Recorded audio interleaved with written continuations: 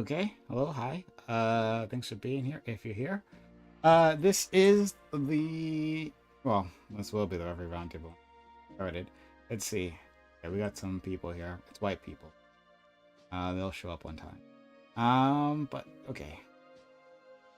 Let's get things set up. Pull people in. Started. We're having a good day. We're out there. Indian. Sorry. Really sorry about the day. Or if you're anyone who cares about the Palestinian people, not the best. Not the best. I need to check. Is it because I'm hearing you as a little bit robotic, Lacto, but that might just be me. I don't know. Do I sound okay now? You sound fine to me. Okay, then it is me. Thank you for letting me know. Then I'm going to 1 second. Hey, did you know? I just found this out recently. So Corey, if you're having a problem, you can just hit like Control R and Discord like reloads, like without you having to turn it off and on. Oh, well. It'll disconnect us, but you don't have to like shut it down and start it up again. That's pretty cool. My audio. I did not know that. Learn something new every day. Yeah, I just learned this. Control R. Control R. Yeah. And yeah, Lacto, if you press Alt F4. I'm wise to that one, Gibbs. I'm wise to that one. That one's not happening. Yeah, I was shocked. I was like, really? Like, how did I not know this?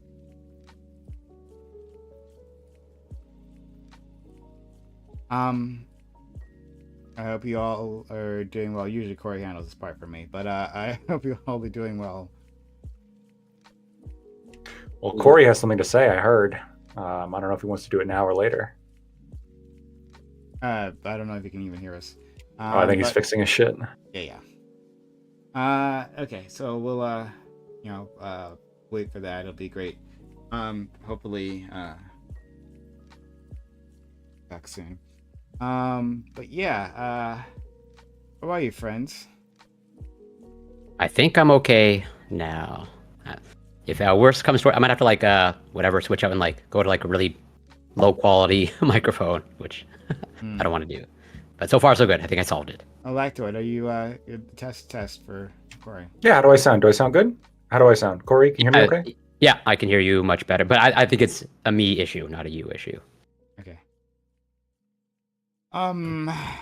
Okay, so we're just waiting.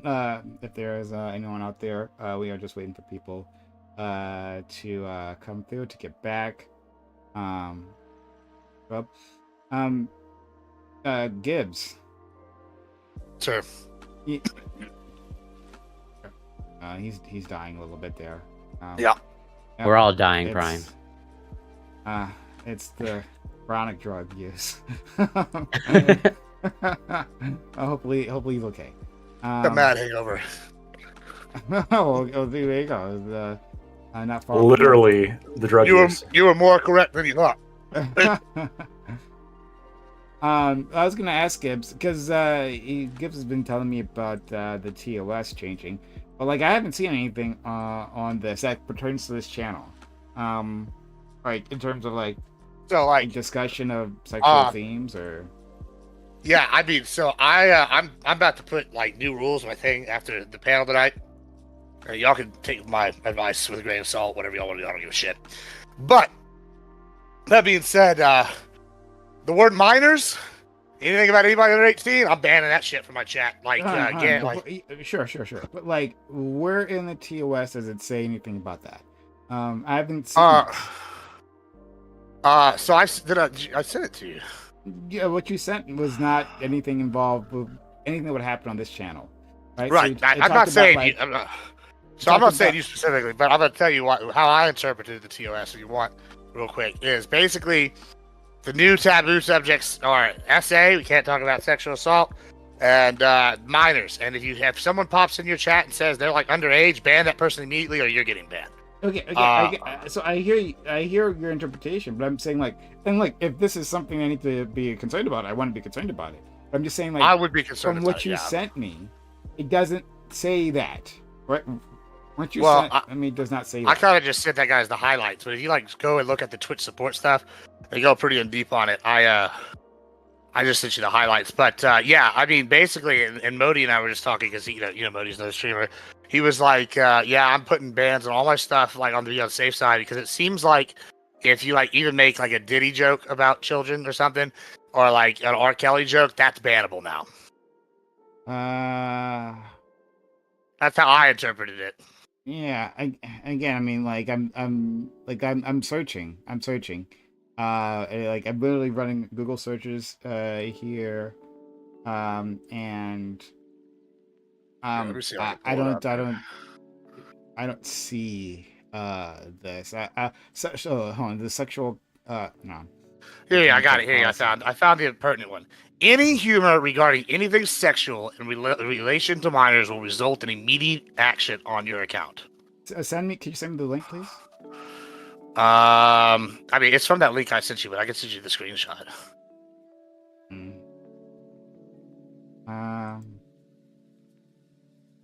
I mean, if you go to Twitch support, I'm on the on Twitter guidelines policy here. Adult nudity. Well, yeah, it's from Twitch support. I mean, that's where I saw it. Enforcement notice depicting fictional anime characters of childlike appearance, lollies. Yeah, Any kind of sexual framing is not allowed. Okay. The VTubers, okay, whatever. Any humor regarding anything sexual relation to minors will result in immediate action on your account. Any humor regarding anything sexual in relation. So, okay. I'm gonna look for this within the actual TOS. Yeah, I mean, I don't know if it's gone live yet, but that was announced on Twitch support today. Okay. Hold on. Okay, so I'm on the Twitch thing. And it says enforcement notes and clarifications. That's where it starts with. Reverie reports sexual conduct, attire, blah blah blah. Attire, don't care. Genital, buttocks, hips, don't care. Festival and beach wear, don't care. Static, slightly, don't care. If you are setting up, don't care. If you cannot functionally tell whether or not you are clothed. Okay, so that's that doesn't. Oh, okay, because I'm in the entire section. Okay, account user. Names and display names, tags, prohibited games, don't matter, authenticity, impersonation, spam, suspension evasion, harmful misinformation actors. Yeah, I just don't see it.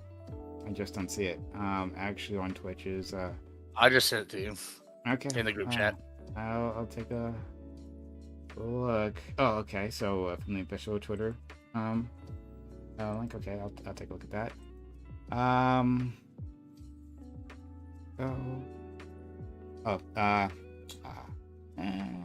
I'm doing this in the wrong window. It's gonna hold on. Paste. Oh.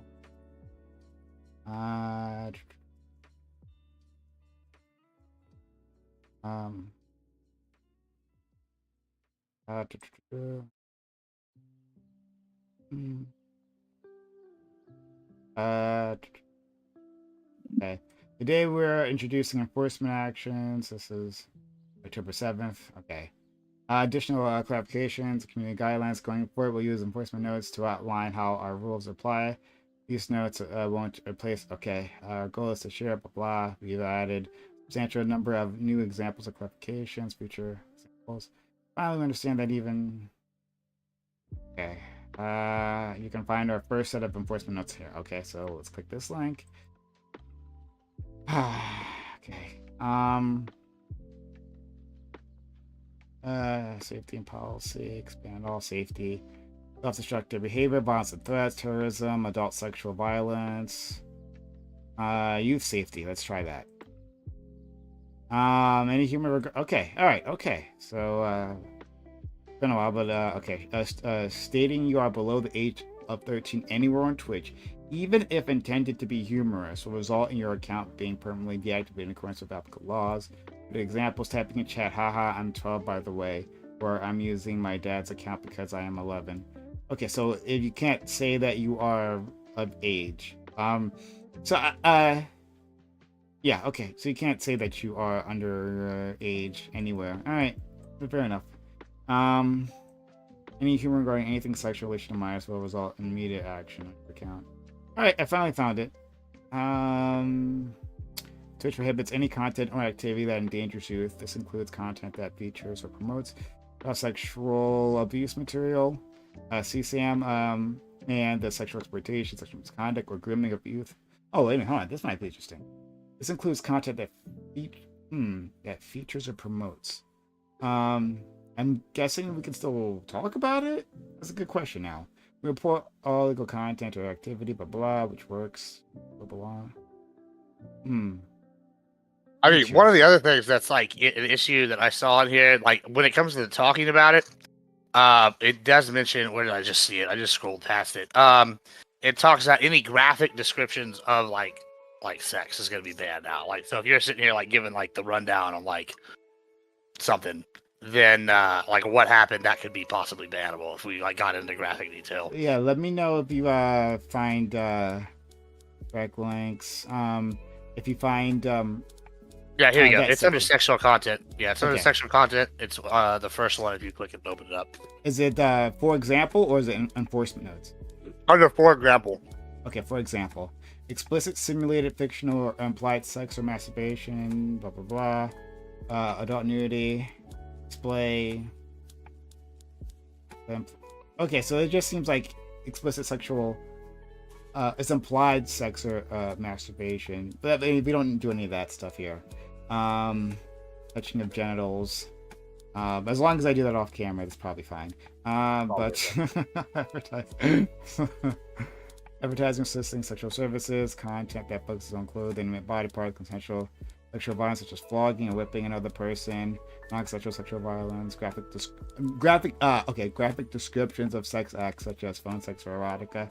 I mean, but we don't do any of that. A display of sex toys and non.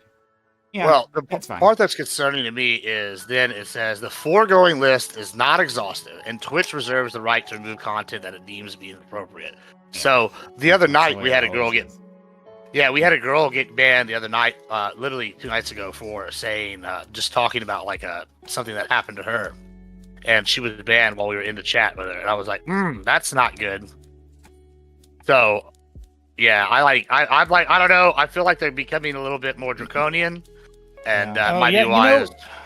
That happened to me in a classroom. Like, we had a server, like, kids aren't allowed to access certain materials or whatever.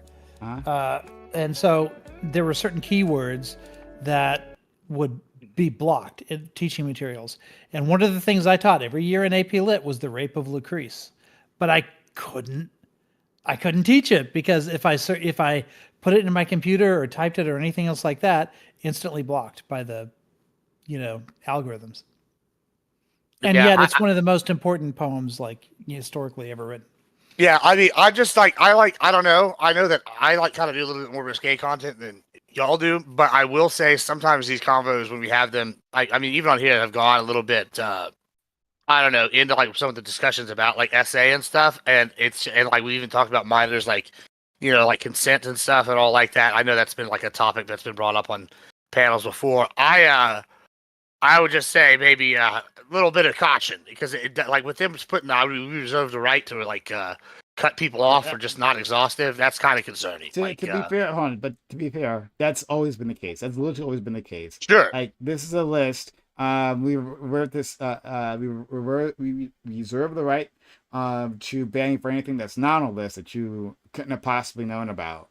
I mean, that's what we've always been operating under Twitch, like literally since the beginning. So that part, at least for me, I mean, I understand why you. And then when they do it, they don't tell you why. Usually.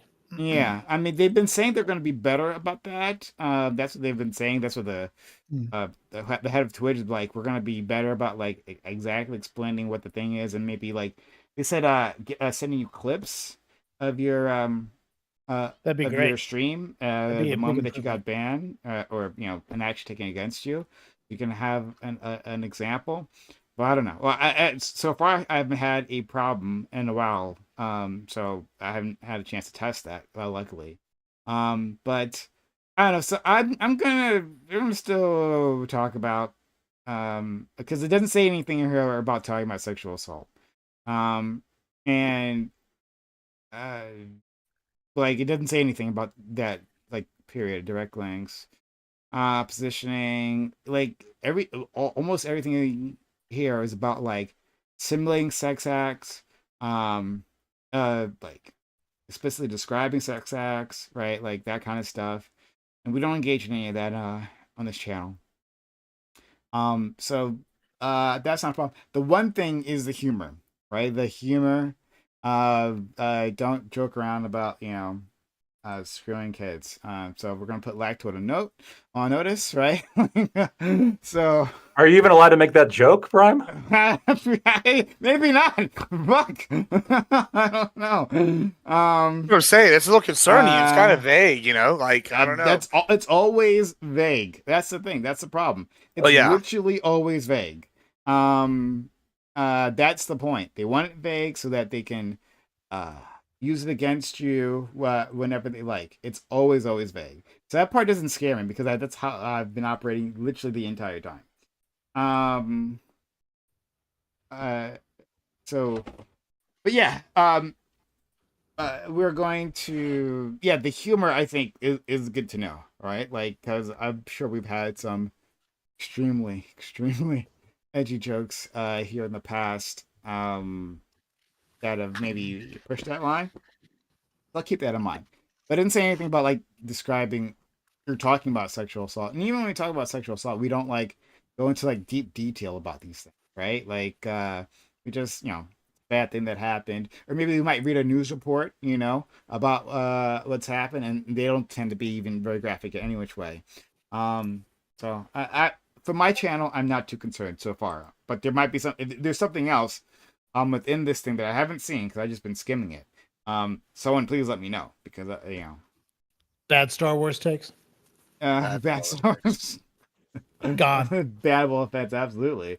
Thinking The Acolyte was a bad show. I mean, that can cause problems here.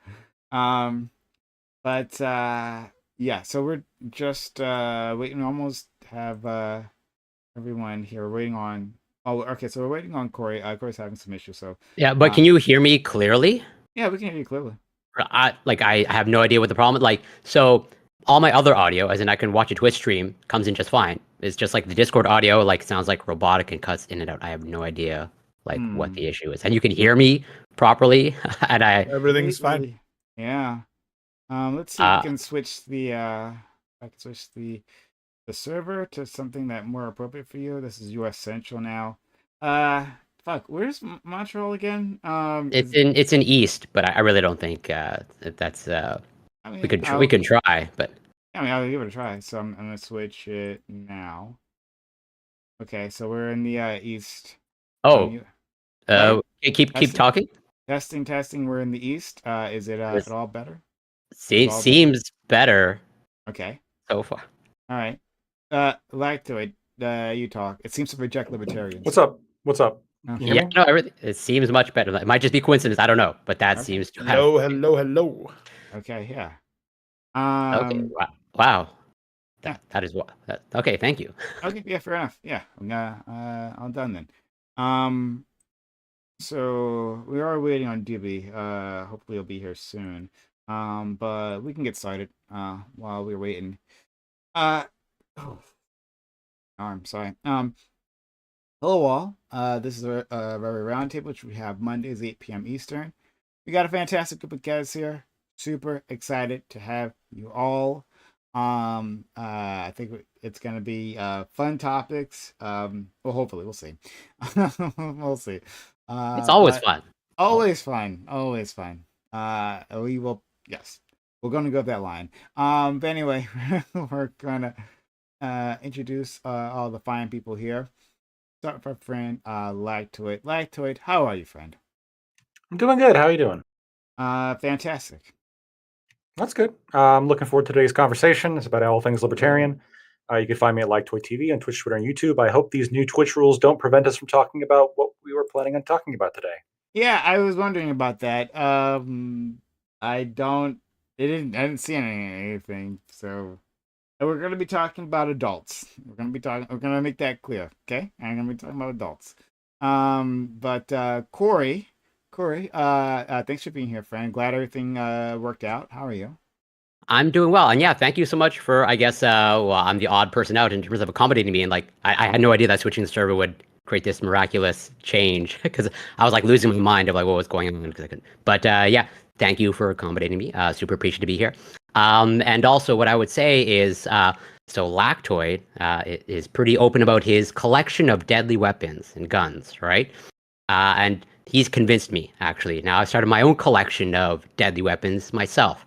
And so I pose a challenge to Lactoid because I've started a collection of one of these Kinder Surprises. I want Lactoid to open one of these on stream. That's my challenge to him. Show me the freedom. But you can find me on Twitch, CoreyCampbell84, Twitter, X, Instagram, YouTube. It's Corey Campbell. Kinder Surprises sounds like the beginning of one of those jokes that would be banned. Honestly. You can get that on me.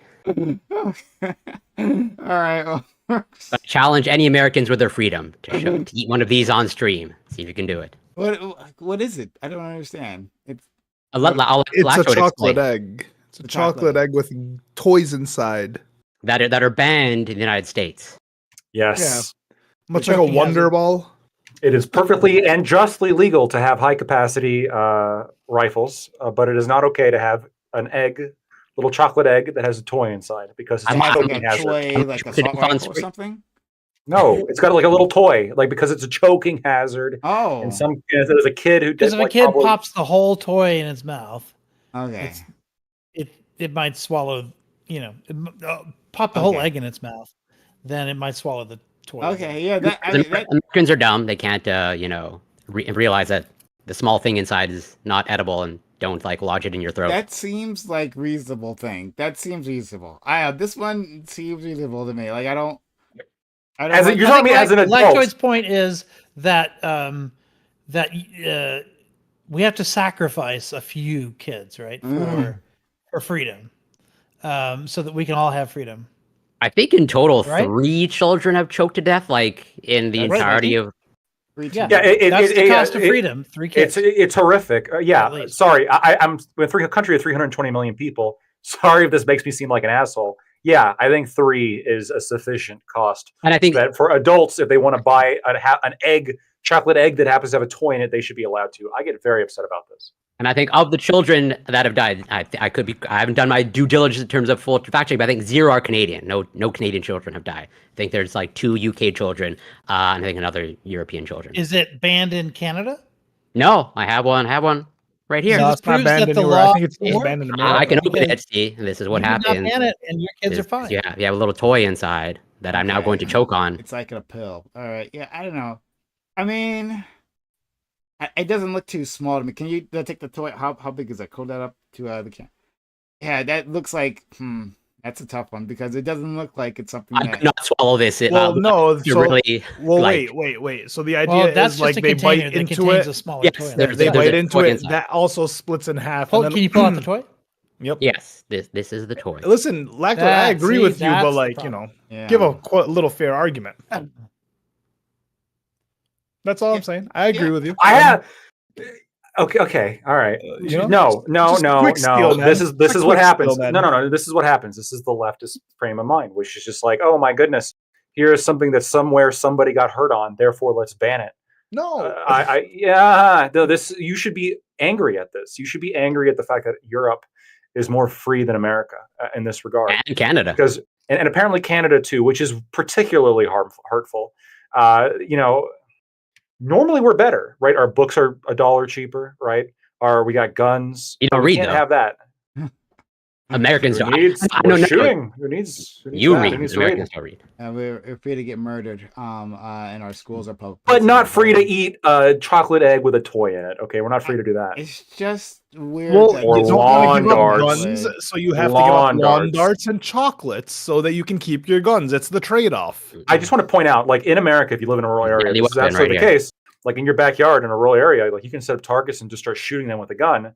But if you have like lawn darts, I think technically possessing them might be illegal, but they can't sell you lawn darts to throw. Yeah, I agree. We should bring guns in line with lawn darts. I 100% agree. I agree with that. Just the other way around. Okay. What if you load a gun with lawn darts? Is that illegal? That'd be pretty fucking rad. I gotta be. I see that one. That sounds pretty damn good. But let's let's go to our friend Admiral Gibbs, who actually, honestly, being like the pure Southerner that he is, he actually might have at some point created a gun that fires lawn darts, like just like metal spikes at people. Yeah, he might have done that. Gibbs, how are you? Business opportunity. Actually, it's called a potato gun, and if you ever watch Shrimpers 3, it's actually not hard to make one that fires lawn darts. I'll tell you that right now. Secondly, this is, as like Tony said, an egregious governmental overstep. They shouldn't even be allowed to stop us from owning artillery, much less Kinder eggs. It is terrible. In fact, I would say this is a good thing. I usually don't argue for the death of people, but if you're so stupid that you choke to death on this thing, no matter your age, it's a child. Yeah, no matter your age. No matter your age. Then we just read the new rules. This is how I know that there is a God, because God is at work taking care of idiocracy ahead of time and making sure these people don't continue to breed. That is a good thing, I think. That is what was described to us the other day: positive eugenics. That's what's good here. I mean, I gotta say, if you're such a weak-willed, are you suggesting a Darwin Award? I am suggesting a Darwin Award. We need maybe in this case, social Darwinism is a good thing. I gotta say, I don't know. Yeah, I'm Admiral Gibbs. You can find me everywhere as Admiral Gibbs. It's good. I'm good to be here. Excited. Great. This is the new, softer, more TOS friendly Admiral Gibbs we have here. Thank you. Should be edgier within rules, you know. So, oh boy. For the deaths of kids, that's fine. Anything else, certainly not. But yeah, for the rooting for the deaths of them, okay, sure. Let's go to our friend Ico Rich. How are you, friend? Yeah, not bad, not bad. Yeah, trying to figure out how to formulate my own lawn dart position here, but you're taking aim. Yeah. Oh, I just got a new acquisition in my classroom. I got a 20-volume. I'll send it to you in the side chat. 20-volume OED, Oxford English Dictionary, where when you look up the definition of word, it's like pages just for that word of like historical uses for that word. So in debates, when you rely on weird definitions of words in order to like make a really unusual point, I'm your man. Wow, actually, Yeah. that sounds it sounds exactly the thing you'd be excited about it. But wait, also, I think are these physical? It's my most prized possession. I'll tell you that right now. Okay, here's how I got it. I walked. They cost $1,000, so it's a problem. So I saw one at Half Price Books. It's a bookstore in Texas that everything's half price. So it was $500, but it was the 1 week out of the year when they have a half off coupon. So that brought it down to $250. And then at that moment, this was about 10 years ago. At that moment, my mom called and said, "What do you want for your birthday?" It was amazing. So yeah, so instead of paying $1,000, I paid $0. And anyway, the reason I'm excited today is because it's been in storage for a couple of years, and I finally brought it into my classroom. So now it's all set up. Now my debate kids are all using it to look up the weird definitions of words for their arguments. That sounds actually pretty interesting. I'd actually like to take a look at that. Quick note about Half Price Books: don't drink the coffee there; you will get the runs. Yes, hello. Yeah, it's a used bookstore. I wouldn't much appreciated. Next, we'll go to our friend Ghosty, broadcasting from what must be a servant's quarter. Her bedroom is quite extravagant, expansive, right? It doesn't fit within the frame, certainly not. So I'm guessing what a servant failed to like individually peel your grapes, and then you had them flogged, and you just finished doing that, and they're all recovering in a corner, and you just happen to be chilling in the bedroom when the show started. You're muted. To mute the screams that were happening previously. Go Ghosty. We can't hear you, Ghosty. Much like no one can hear the complaints. Whoever's in charge of her setup is going to be in big trouble. Oh my god! That's Next. the whole the mute button. That servant has one job. Just done. One job. Oh god.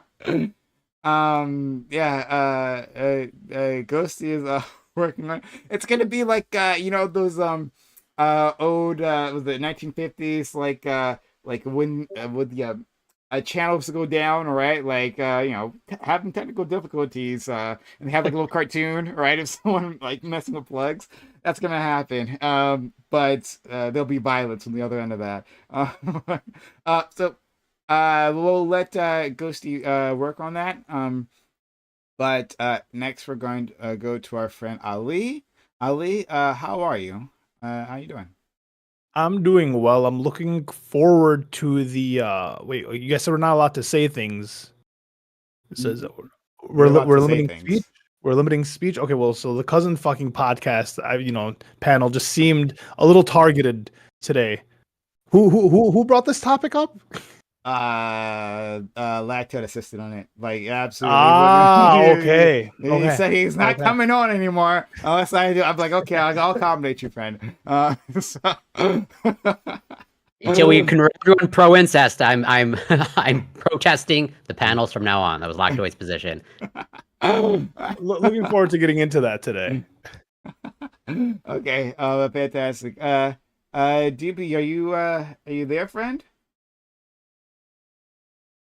DB? I guess he's still muted. Yeah,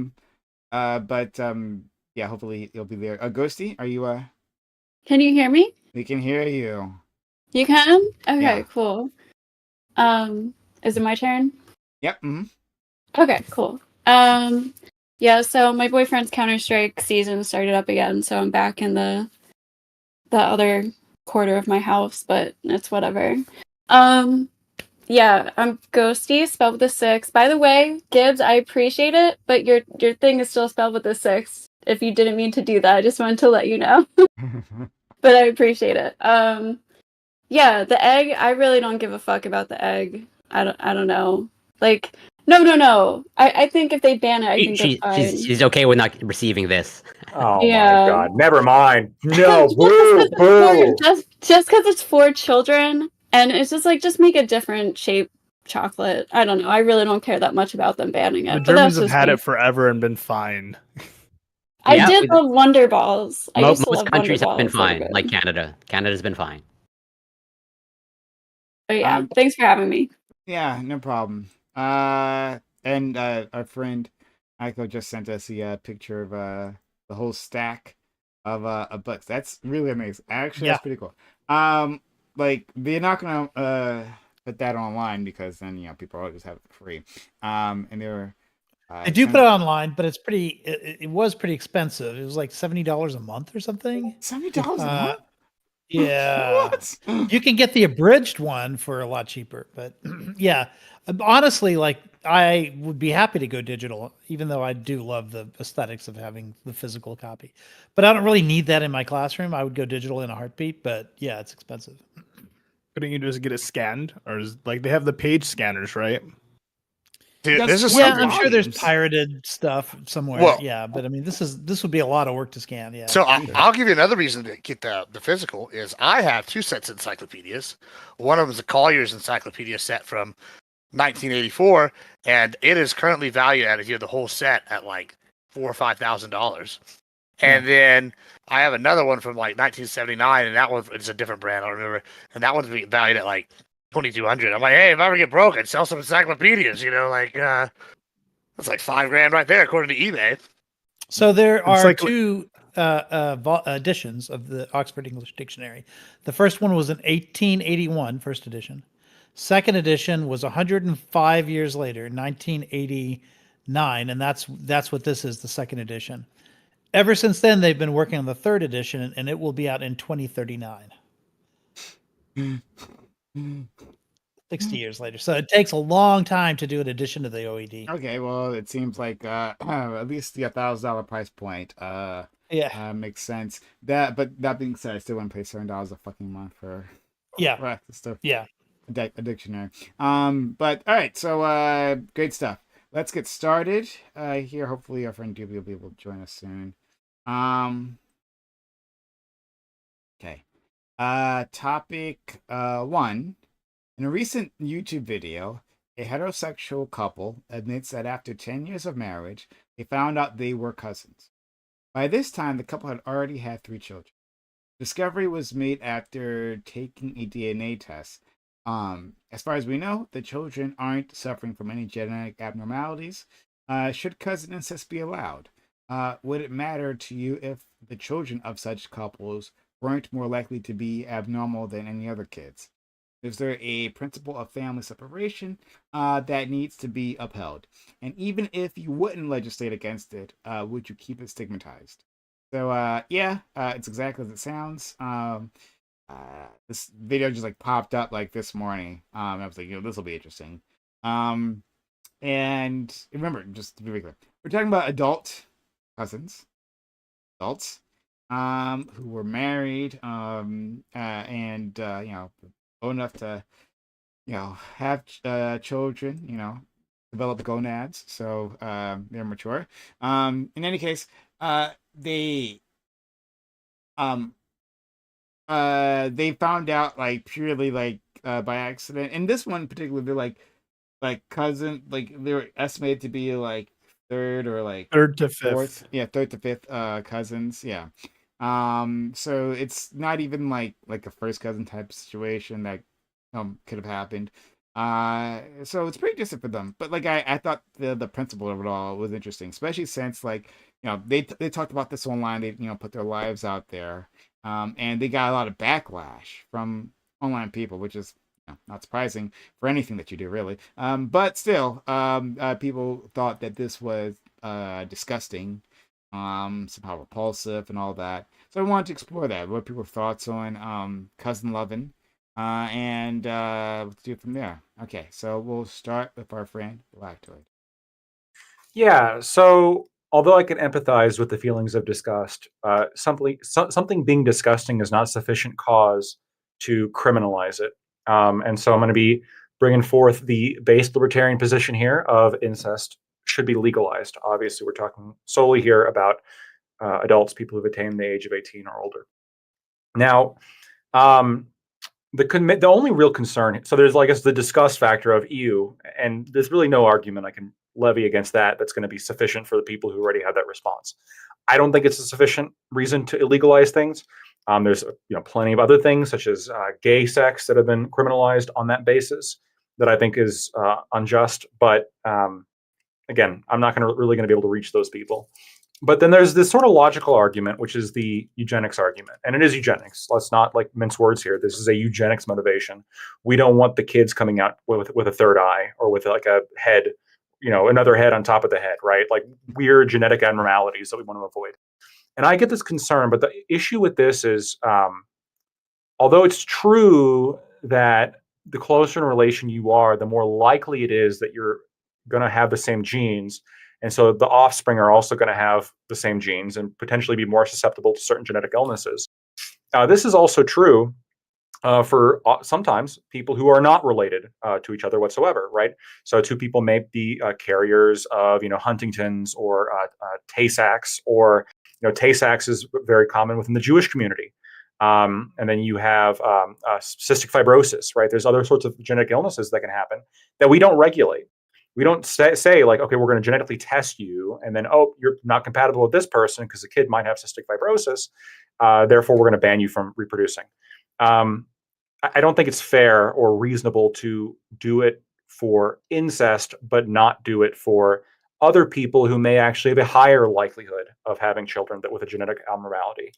But at the same time, I also agree there's a concern when it comes to there's the eugenics concern, which I think is actually a fair concern. I think we've sort of thrown the baby out with the bathwater when it comes to analyzing that from an honest point of view.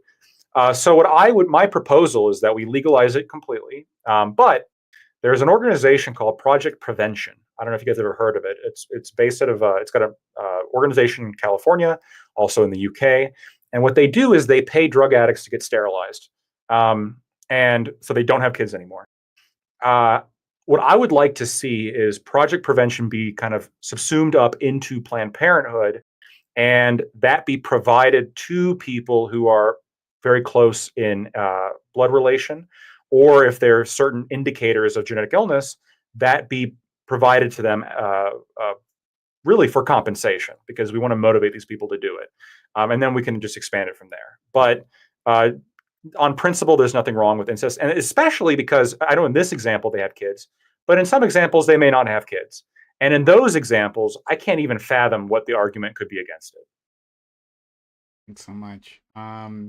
So lots of things to consider with Lactoid's response. I think the most important thing is that he pretty much said explicitly that if you're anti-incest, you're anti-Semitic. So keep that in mind. So thank you so much for that insight. Let's go to our friend Corey. Well, aside from the project prevention that Lactoid brought up, I don't really have actually much to add in terms of like I was going to bring up the cystic fibrosis example as well, along with other genetic conditions. The only thing I guess I would add that's new. So basically, like, yeah, as far as I can tell, it should be legal. And as long as people are like informed like of the risks, then it's like, well, you are assuming those risks when you partake in it, assuming you're going to like reproduce or not. But if you're not going to reproduce, as in the hypothetical of like two lesbian sisters, it's like, well, yeah, like what's the harm? Or at least I have a hard time finding the harm. Aside from like maybe whatever second, third order effects of like normalizing that type of behavior. But I guess the only other thing that I'll add is like, well, now that we are in the age of genetic counseling, and somewhere down the line of 10, 20 years of gene editing, like all this, I think eventually it just becomes a moot point of like whatever the genetic risks are, we're probably going to be able to correct it anyways. So I'll leave it there for now. Okay, thanks so much. Let's go to our friend Gibbs. Yeah, so I'm going to bring up a very base Texan take, and it's real simple. It's called, it's none of my goddamn business. Like that, it's really that simple. I have a hard time bringing myself to give a shit what people do behind their own doors. What's the newest thing? They have LGBTQ plus. Let's just throw the C in there at the end. We'll call it LGBTQC plus.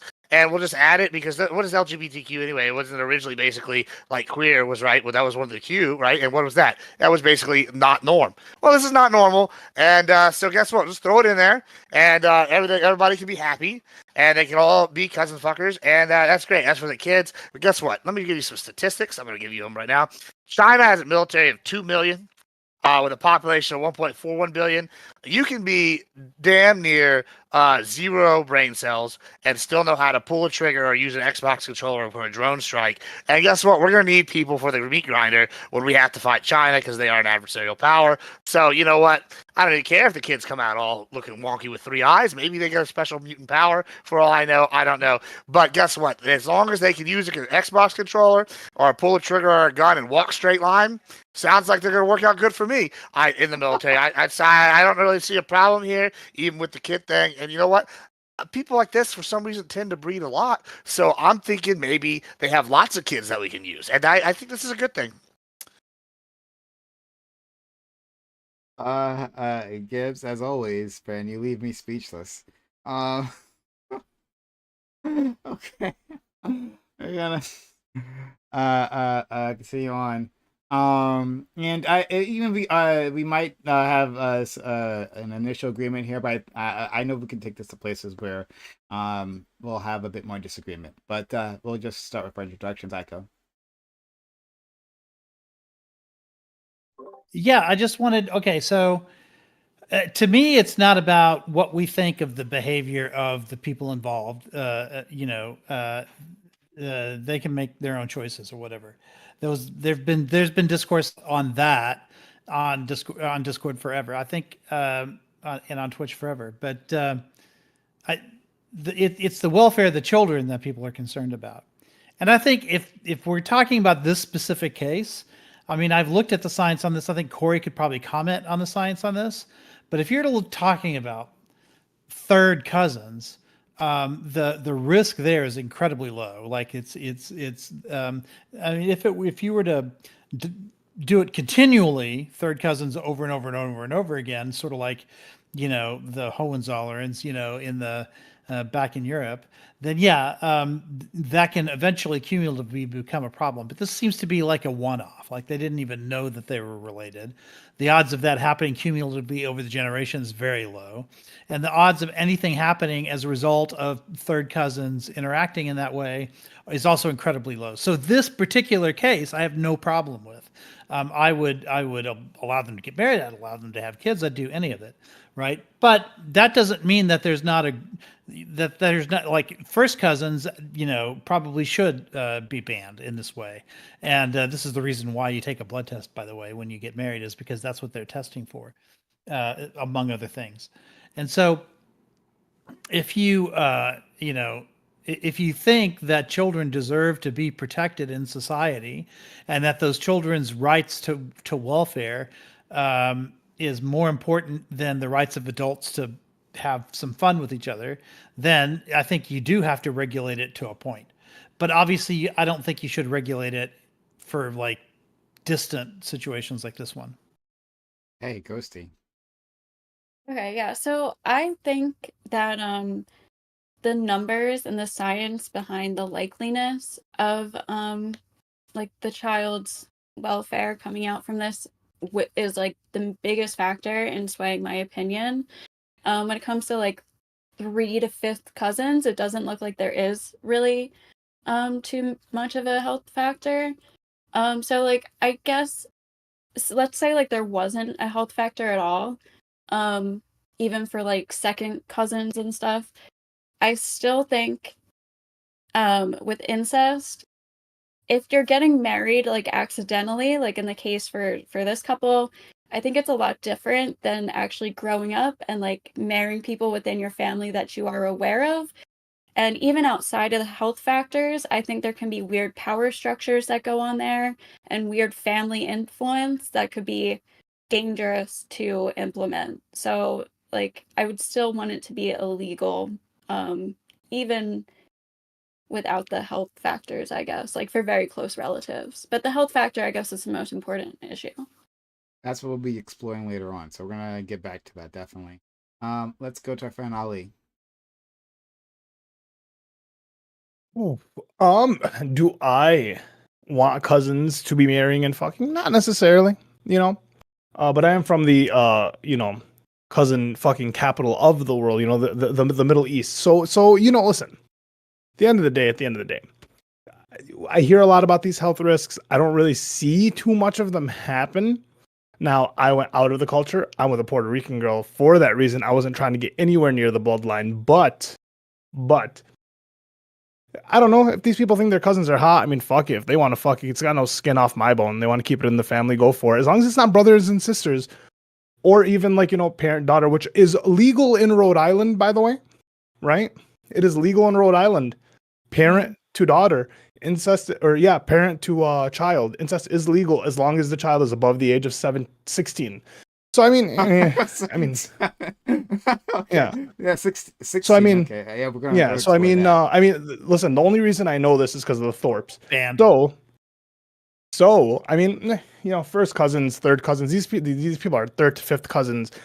I don't really care. Illegal sounds like a bit of a stretch. I mean, in terms of power dynamics are like any fucking relationship can have power dynamics. But yeah, well, we'll get into it, I'm sure. Okay, we're gonna have to. We're gonna need some sources for this Rhode Island thing. But and also, I'm actually curious about the Middle Eastern thing. Middle Easterners have more incestual relationships. That's news to me. I hadn't heard anything about that. Cousins. Okay. We'll have to look into that. But historically preserving the power of the tribe or the clan or just like it's not really a big deal. Just marry first cousins. Okay. All right. Well, yeah, we'll definitely take a look at that. And last but not least, we have our friend Doobie, who's here. And looking stylish with that flag. We love to see it. How are you, friend? Muted. It's pro-Zionist muting our friend Doobie. But hopefully he'll. I just jinxed everyone with audio issues. I know, right? So yeah, we can't hear you, Doobie. But we will get you back up. But just like chime in whenever you're good. Yeah, is that better? Can you hear me? There now? we go. There Yeah. we go. Okay, cool. You are a little low. Is he low for anyone else? A little Yeah. bit. A Hello, touch. hello. Is that better? A little bit. I mean, we can hear you. But It's still low. Yeah. Yeah. But we can hear you. Okay. Well, I'm glad you can hear me. So on the cousin fucking thing, yeah, Prime. Like, I don't know. I guess you didn't know this, but yeah, in the Middle East, it's very, very common for people to fucking marry their cousins and have children with their cousins. I think it's up to like 80% in like Iraq or some shit like that. Other countries like in the 60s. Very, very, very common for this to happen in the Middle East. Also India. And also, I think like among like Ashkenazi Jews, they tend to be very like racially or genetically like linked, or like there's a word for it. They just tend to marry close family relations. They're like Genetically entangled. Well, yeah, we'll call it that. I think for Ashkenazis, it's because the genetic bottlenecks or whatever, where you had a population of Jews that was murdered. So if you were going to have children with somebody, it was probably going to be a family member because that's the only people that were left, right, that survived. I think with Muslims, it's like a hangover of like a cultural thing before Islam or some shit like that. Yeah. It's just the family. It's like it's far enough removed that it's not like siblings. Yeah. It's just So yeah, it's very, very common, Prime, actually. That being said, you guys are fucking crazy. I don't think that this should be allowed. I do think that someone being icky is enough for us to say, hey, fuck that, ban it. I think that argument's really stupid lactoid. I think we do that with tons of things. There's no reason not to apply this to people fucking their sisters or cousins or whatever the fuck. And I don't think that, like, I feel like this idea that, oh, well, it's in the bedroom, so who gives a fuck? Let them do whatever they want, is fucking ridiculous. Because you guys speak as if like people's behavior, even in the bedroom, even when they're in their fucking closet by themselves, as if that doesn't like have some kind of an impact on the rest of society, right? And the society allowing them to do whatever the fuck they want in their fucking closet by themselves doesn't like say something about that society and breed certain attitudes into that society. So I think of course we shouldn't allow this. I think we should absolutely be okay with saying that, hey, yeah, we're okay with eugenics. You're not allowed to fuck your cousins. If you're cousins and you're pregnant, abort the fucking kid. That's all totally fine to me. I don't know why we wouldn't say that. Okay. All right. Well, thanks for that. Yeah, let's jump into it. Go. Yeah. So Doobie, like, I said I would ban it too, but I think there's a limiting principle, right? And for me, the limiting principle is maybe first or second cousins, and then after that, the risk is much lower, right? So, is there a limiting principle for you? Is there a point at which you would allow it? Like fifth cousin? I would. Would you allow that? Would you have to look at the genetic risk? I think, yeah, potentially. I think there could be like a limiting, there could be like a limit after which that limit or that line I'd allow it. But I think definitely first cousin is not it. Second cousin is not it. Maybe third, fourth. After that point, you're far enough away. That's not. So you're about where I am on this. Yeah, but I think this idea that we're just going to kind of say, oh well, throw our hands up, like, oh well, if they want to fuck their sisters and cousins and whatnot, who cares? Let them do it. Not a big deal.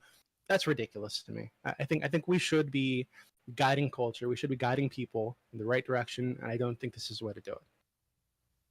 I still think if what if they they're don't have aware, kids? though.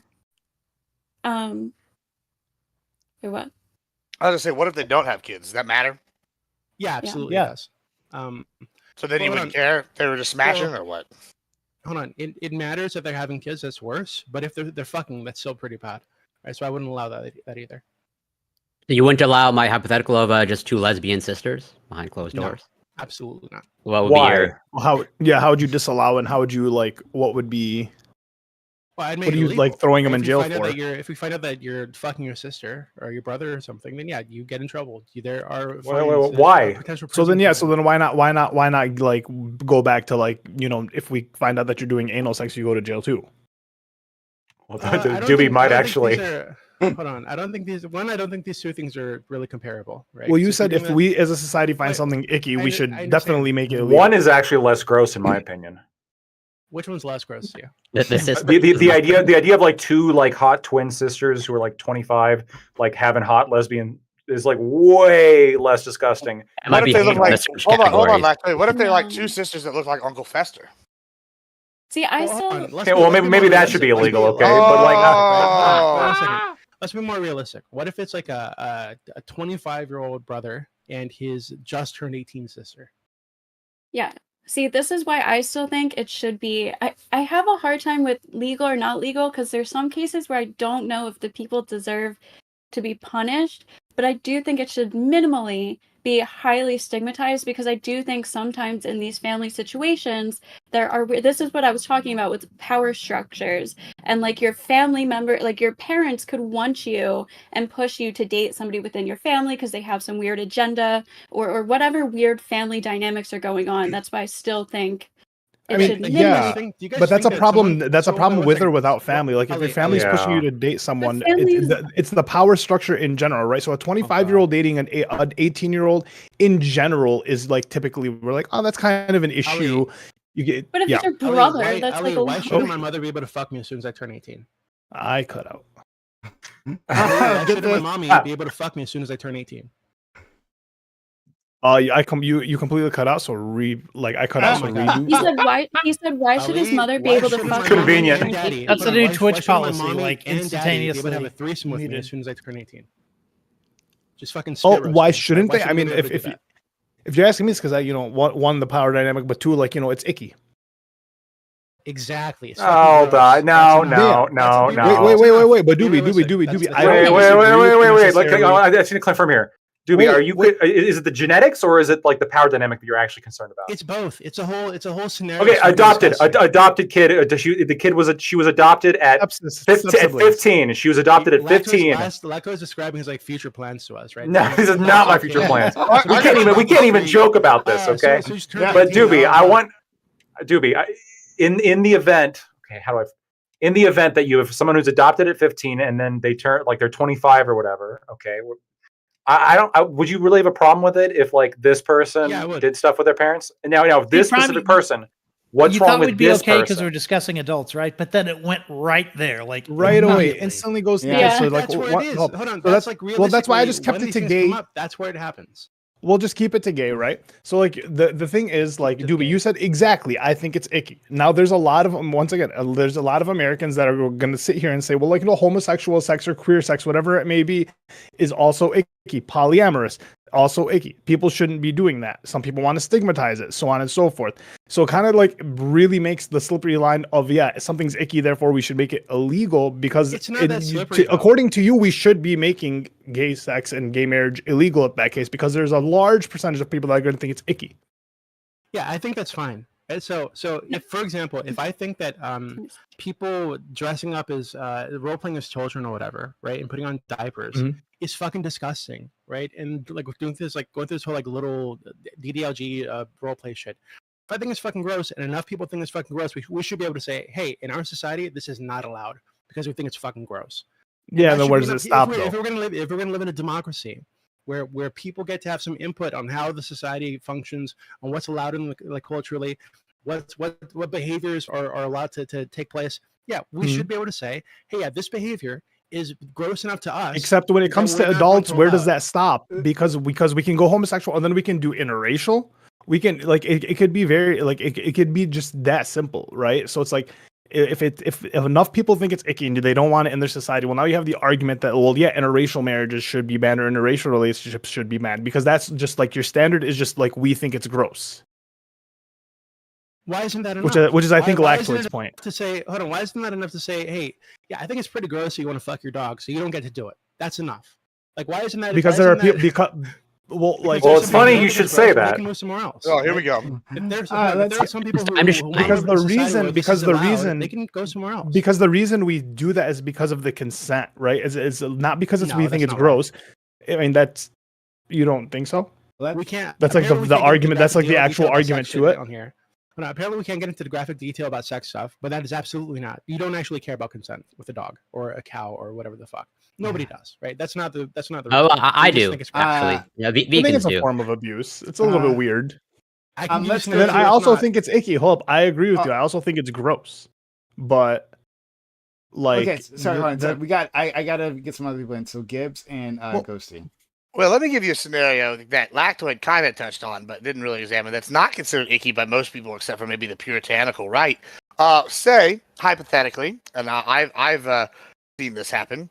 You go to a bar, and you meet a girl, and she has a hot mom, and or a hot sister, and you manage to pick them both up. Now they're not having a relationship, but they both want to smash the outside person. Now it's a sex act. Everybody's consenting adults. They happen to be smashing a singular person, or maybe it's an orgy. Who knows? But they're all there at the same place, same time. Now that's not frowned upon. In fact, that is considered hot in most by most men. Like, ooh man, hot mom, hot daughter, hot sisters. Ooh yeah, these are like goals men fantasize about. And if so, you can't even get away with your argument unless you're a puritanical right wing prude, which is not fun. That's why I'm not a prude. And so I'm sitting here hearing this bullshit. So like, you can't even sit here and say that's bad, because that is the golden standard. Are you telling me you're more of a man than Ric Flair? No, you're not. I'm sorry.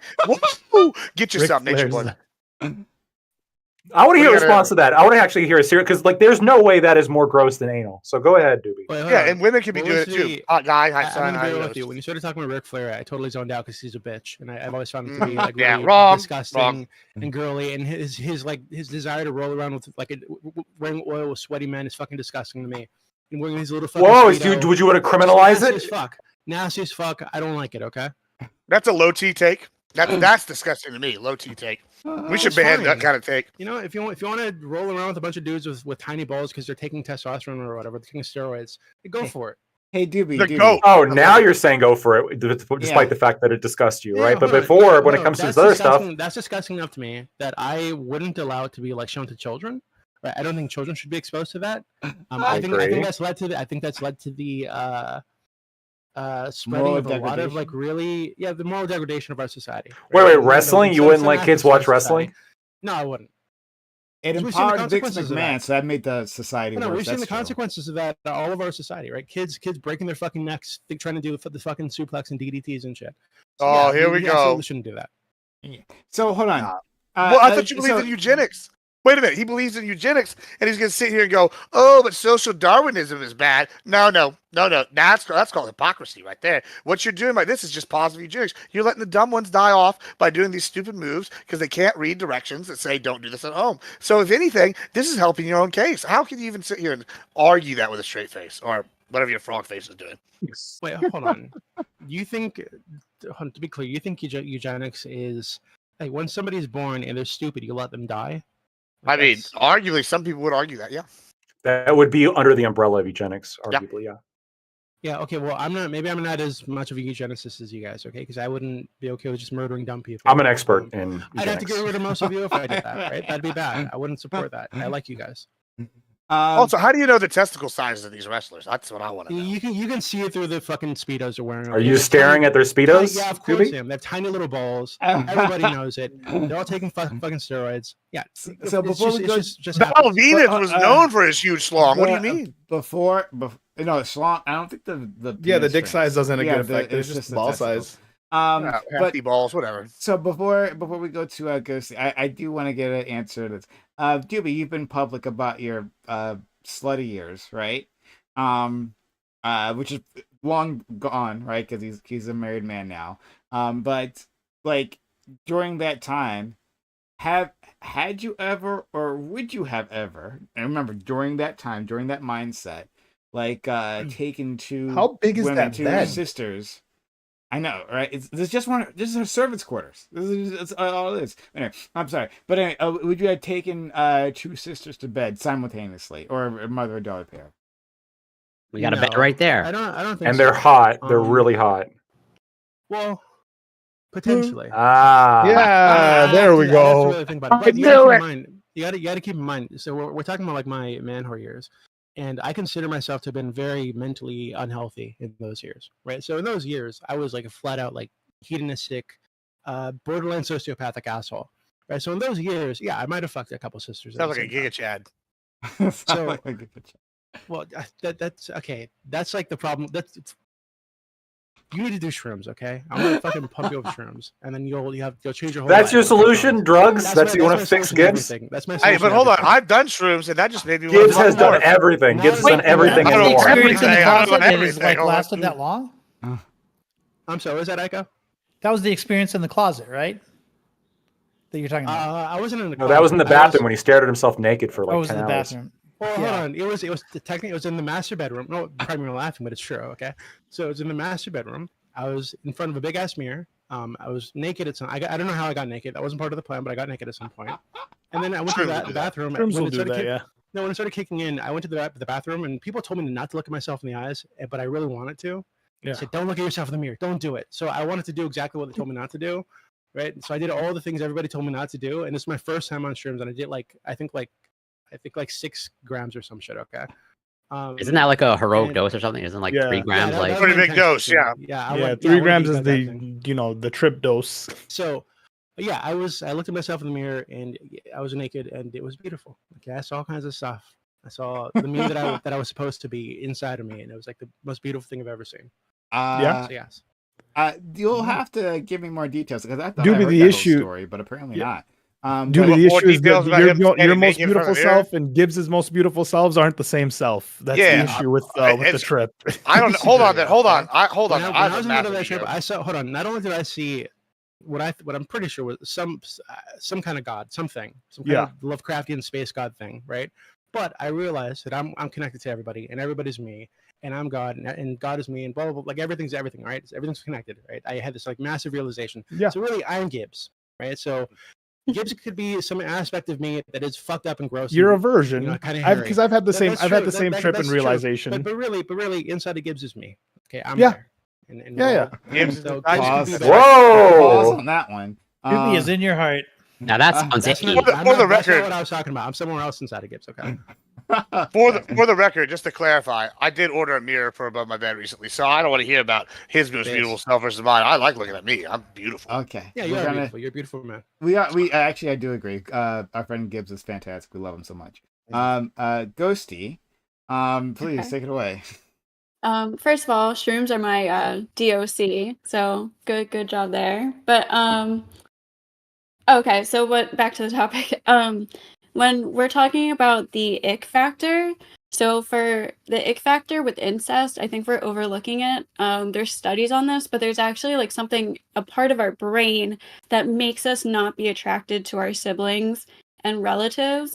So it's different from like gay couples or like LGBTQ whatever stuff. Like there's an actual part of our brain that tells us not to sleep with our sisters and brothers. So if you don't have that, there's probably like just something wrong with like you've been indoctrinated, or like there's something literally wrong with you. Yeah, I don't want to be that guy. Religious people have that same argument for homosexuality. It's They like, have the hey, same we have argument. we have it Yeah. ingrained that like you shouldn't be fucking guys because you Sure, in but order there's to. science for it. I mean, they don't agree with the science, or they don't believe the I science. also Like, don't think the science here really answers the question Yeah. because, like, we're not born with wings, but yet we fly. It's a naturalistic fallacy. Just because there's a part of the brain that for most people says, hey, do a certain thing, but then for some people, like their brains are wired a little bit differently, where that sort of message is not there. Sure, that could be true. That's also true when it comes to gay people, right? The vast majority of people are straight. The vast majority of people are straight, where they're wired to be attracted sexually to members of the opposite sex. For gay people, it's different. Their brains are just wired differently, and they just operate on a different level. Which, some people could say, well, their brains aren't like straight brains are. Mm-hmm. That's obviously a problem. Or we can say, well, what does it mean for something to be a problem, right? Just because something's different doesn't necessarily make it a problem. In order for it to be a problem, there needs to be some kind of identifiable harm. And where is the identifiable harm when it comes to two 25-year-old gay adults having sex? No, I can't identify that. And when it comes to, again, two 25-year-old first or second cousins getting it on, I don't see the harm, right? I just don't see it, right? That's like the whole thing. Wait, just real quick. That's like the whole thing with like gay conversion therapy, right? Is like there were enough parents who had kids who were religious or had certain beliefs that like something was icky or wrong, and that could even be changed, right? There's something wrong. We got to put them in this therapy. It'll change them. It'll make them straight again, whatever it may be. And so like that is kind of like what we're talking about here. Is that like yes, it is this. Sure, we may find it gross. It may be disgusting. We don't want to let it happen. But at the end of the day, like if they're two consenting adults. Like it's kind of hard to just make an argument based off grossness without it then leading to like what could be homosexual relationships or biracial relationships. Well, I want to hold just on. jump in here. Wait, can I say something real quick? You know the Thorpes, right? Yeah, Like that's what. So that was my whole like why I you know could Rhode say Island. you could say Grace is consenting, but that's still like it. I don't really think she is. I mean, yeah, but that's not. I'm like. You're talking. Wasn't about he violent with her? Yeah, you're talking about Yeah. power dynamic or like like that's a different conversation than like I think it's like they have up at that their whole thing is that they're an ancestral family online. I think it's gross.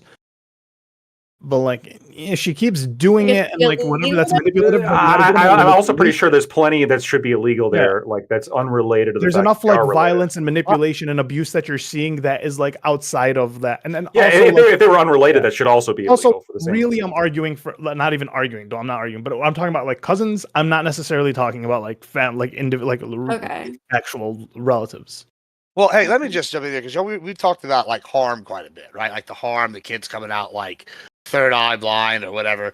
And I've kind of been sitting here wondering, isn't the whole thing that we're getting to the point where we can have designer babies and we can like genetically edit and gene edit, and we're getting close to this. Brought up, yeah. Yeah, I think you might have been. I'm not sure. So if there is no harm because we can gene edit this stuff out, what's the problem? Like, I mean, like, other than it being ew, gross. Like, if you can gene edit this out, because I'm not buying this whole, my society is so gross because, Bob's cousins are fucking. I don't know. I don't give a shit about that. Like, I'm talking about winning. If we can have two genetically superior, imagine if Brock Lesnar was speaking of another wrestler, and I don't know, his wife, I can't think of her name, happened to be like brother and sister, had like the world's best genetics, and we could just gene edit out the bullshit that's not good and keep all their god tier genetics, and then maybe even make it smarter. What would be the problem then? Like, in fact, I think should be encouraging that at that point, because we'd have the most genetically superior people, because we're making sure we have all the best traits. I'm curious now. What do you guys think about that? I think that's a really interesting question. So, separate from the whether or not it'd be okay for a brother and sister to fuck or whatever, like, what do you think about the idea of like crafting the perfect human race, the perfect like human set of Americans, right? And of course they're gonna be white. Of course, that's gonna be the case.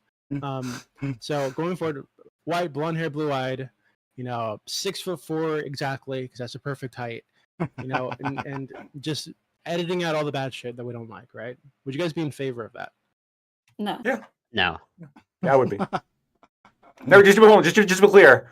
I'm not signing on to them necessarily being white. Okay, that was a you thing to be. Of course you're not. For me, I do like the idea. In fact, to some degree, I think it might be like there might be an obligation to do it, right? Like, are you telling me that just because like you guys can't get over this weird like eugenics used to be bad kind of like hump, that some kid has to die at age 20 of cystic fibrosis? No, I don't think so.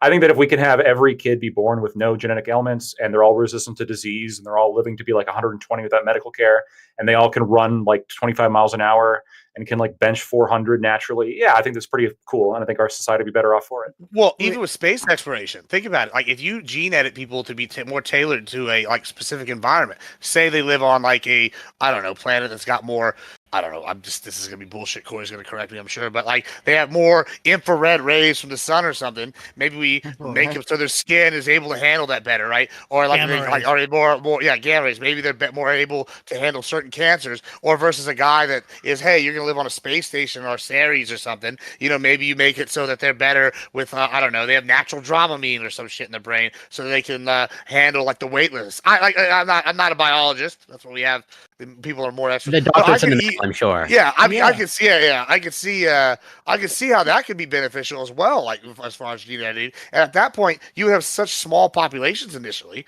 that you might not be able to have sex with anybody other than like a close family because you're in isolated groups. Like, so what are you gonna do then? Are you saying that you don't like space exploration?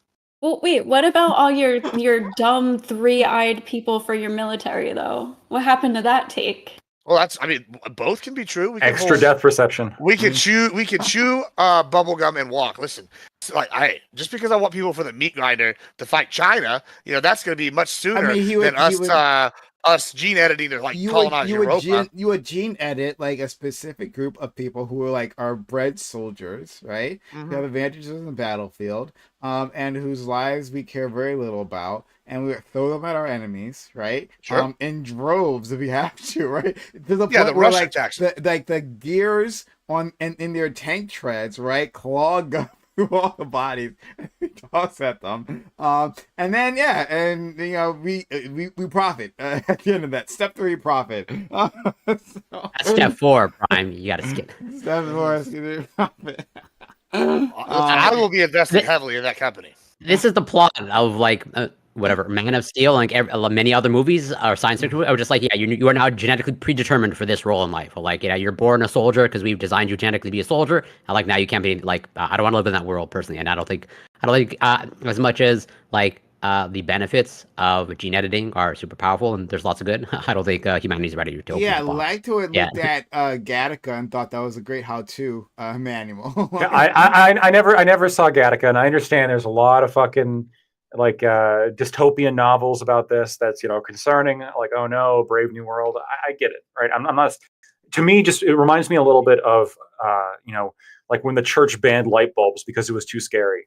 They couldn't exactly put their finger on why it was bad, but like it was different and therefore it must be bad. It was the like can anybody here like really explain to me, like let's say we perfect gene editing to the point where all genetic illnesses disappear.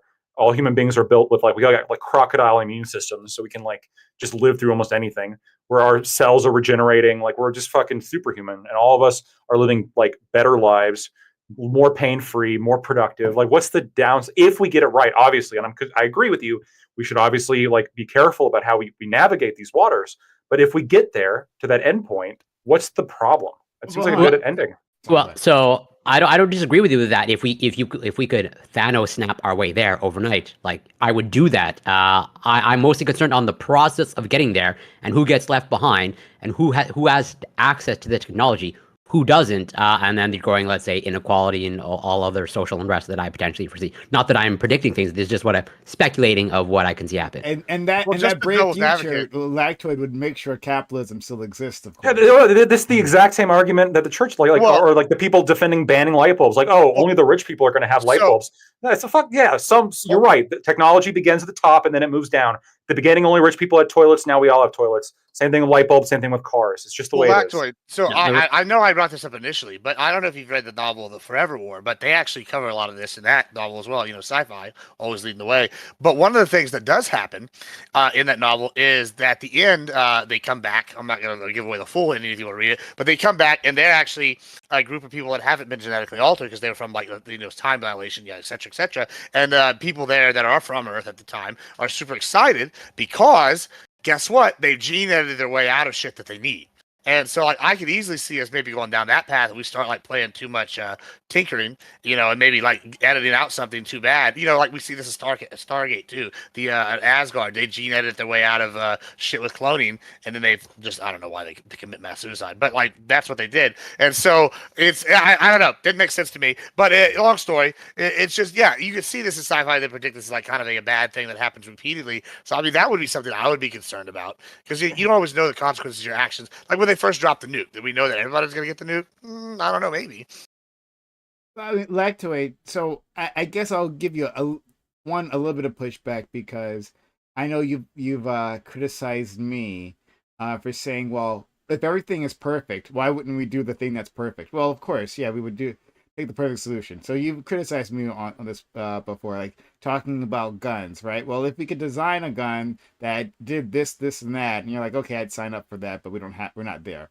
So there's that, right? But they seem to be opposed to the perfect world that I'm talking about. I'll still deal with that. I think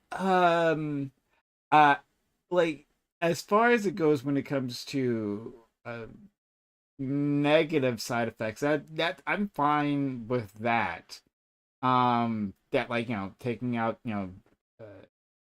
problematic genetic situations, that seems okay, right? And maybe making us stronger or whatever, that's fine. But like, I feel like whatever, that technology exists within the societal context, and it's not just about like the rich, and what, like, them having access to it, though I think that is a concern, right? And whether they would keep this from, filtering out to the rest of us, who knows. But I also think that like what becomes desirable would be problematic, right? Like, who gets to decide what is beautiful, what we should look like, all those things, like those become up for grabs. And like, unless with what you're saying, that we also radically change our societal context to the point where, like, we're done with racism, we're done with, like, homophobia, right? Because I think that's something that'd be edited out, like, no more gay people, like, you're not allowed to be born. If we had a choice about that, I think a lot of people would take that. Gay people really were, like, when people were looking for the gay gene. This was like a scare, right? Previously, where people were afraid that they're going to find the gay gene, and they're going to edit it out of kids, and that'll be, a genocide or whatever. However you look at that. But like that's a societal question, and unless this is a technology, I don't know, especially if it's a technology that's for profit. Like, nah, I don't like where that could go. Like, I think those dystopian novels, right? Like, even though it may not, our society may not look exactly like that, I think that looking at real life, once you put the profit motive into something as fundamental as that, will have disastrous results. So a couple things. I have two main responses. The first response, and this point wasn't made directly, but I think it's an important point to what you were generally saying, which is that a lot of people will say, "Oh, I'm okay with genetic editing as long as it's to remove illnesses, but not really to like improve upon like base naturalistic functions." But the problem with this is the line between weakness and strength is really not a line, and really more of a gradient. Right. And when something becomes so weak, we tend just to categorize it as a illness or categorize it as a deficiency or disability. If you're very dumb, you're not considered disabled. You're just dumb. Right. But then if you get really, really dumb, at some point you become disabled and you qualify for government assistance. Right there. And where this line is very arbitrarily set. And then, OK, well, I get that. Right. But then, like, where the fuck do we set the line when it comes to, like, if we can boost people's intelligence? What really is the difference here between boosting it from 65 to 85 or from 85 to 110 when it, IQ points? I don't really see a huge difference here. And then when it comes to like the societal reaction and certain like protected societal groups, that like their continued existence or their reaction to these changes, I don't know, man. Like, the deaf community has been talking a long time about how cochlear implants are deaf genocide. And part of me doesn't really care.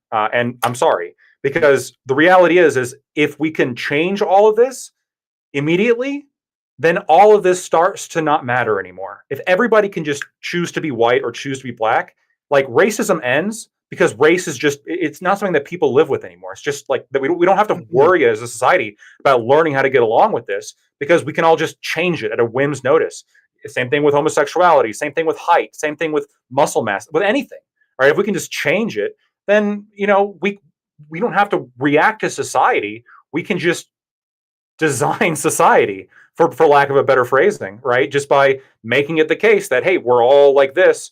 Now we don't have to worry about racism. Well, who gets to create or make the society, right? Because it's always going to be like, well, the people who would be in charge would be like the rich, right? And then like, so once you eliminate medical ailments, well, then the only things that are left are going to be social ones, right? Social problems that people have. And so then, yeah, it does become an issue where it's like race or like skin color or like eye color or height become like the social issue that we're trying to focus on. So now you want your kid to be like 6 foot, blue eyes, whatever, or green eyes, whatever it may be, whatever genetic component seems to be best.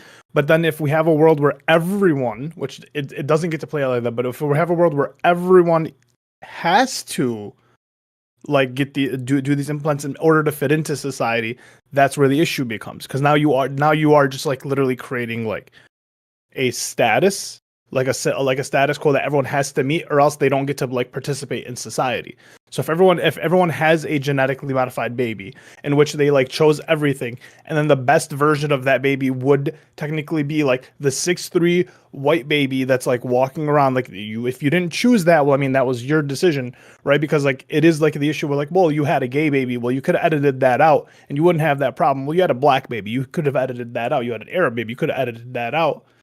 And so like it does always remain to be like, okay, well then what is the best baby? And now that's the issue, right? Well, it's the people who aren't the best you had a get deaf mixed baby. out. You had a deaf baby. You could have edited that out.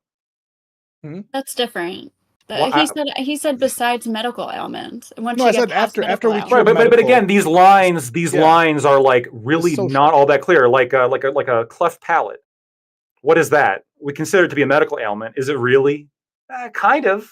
Maybe. It's enough maybe of a not. physical, it's enough of a like a physical like thing that it causes effect to the person. So like people with like burnt skin, Social, like, yes, social effect. Social, yeah.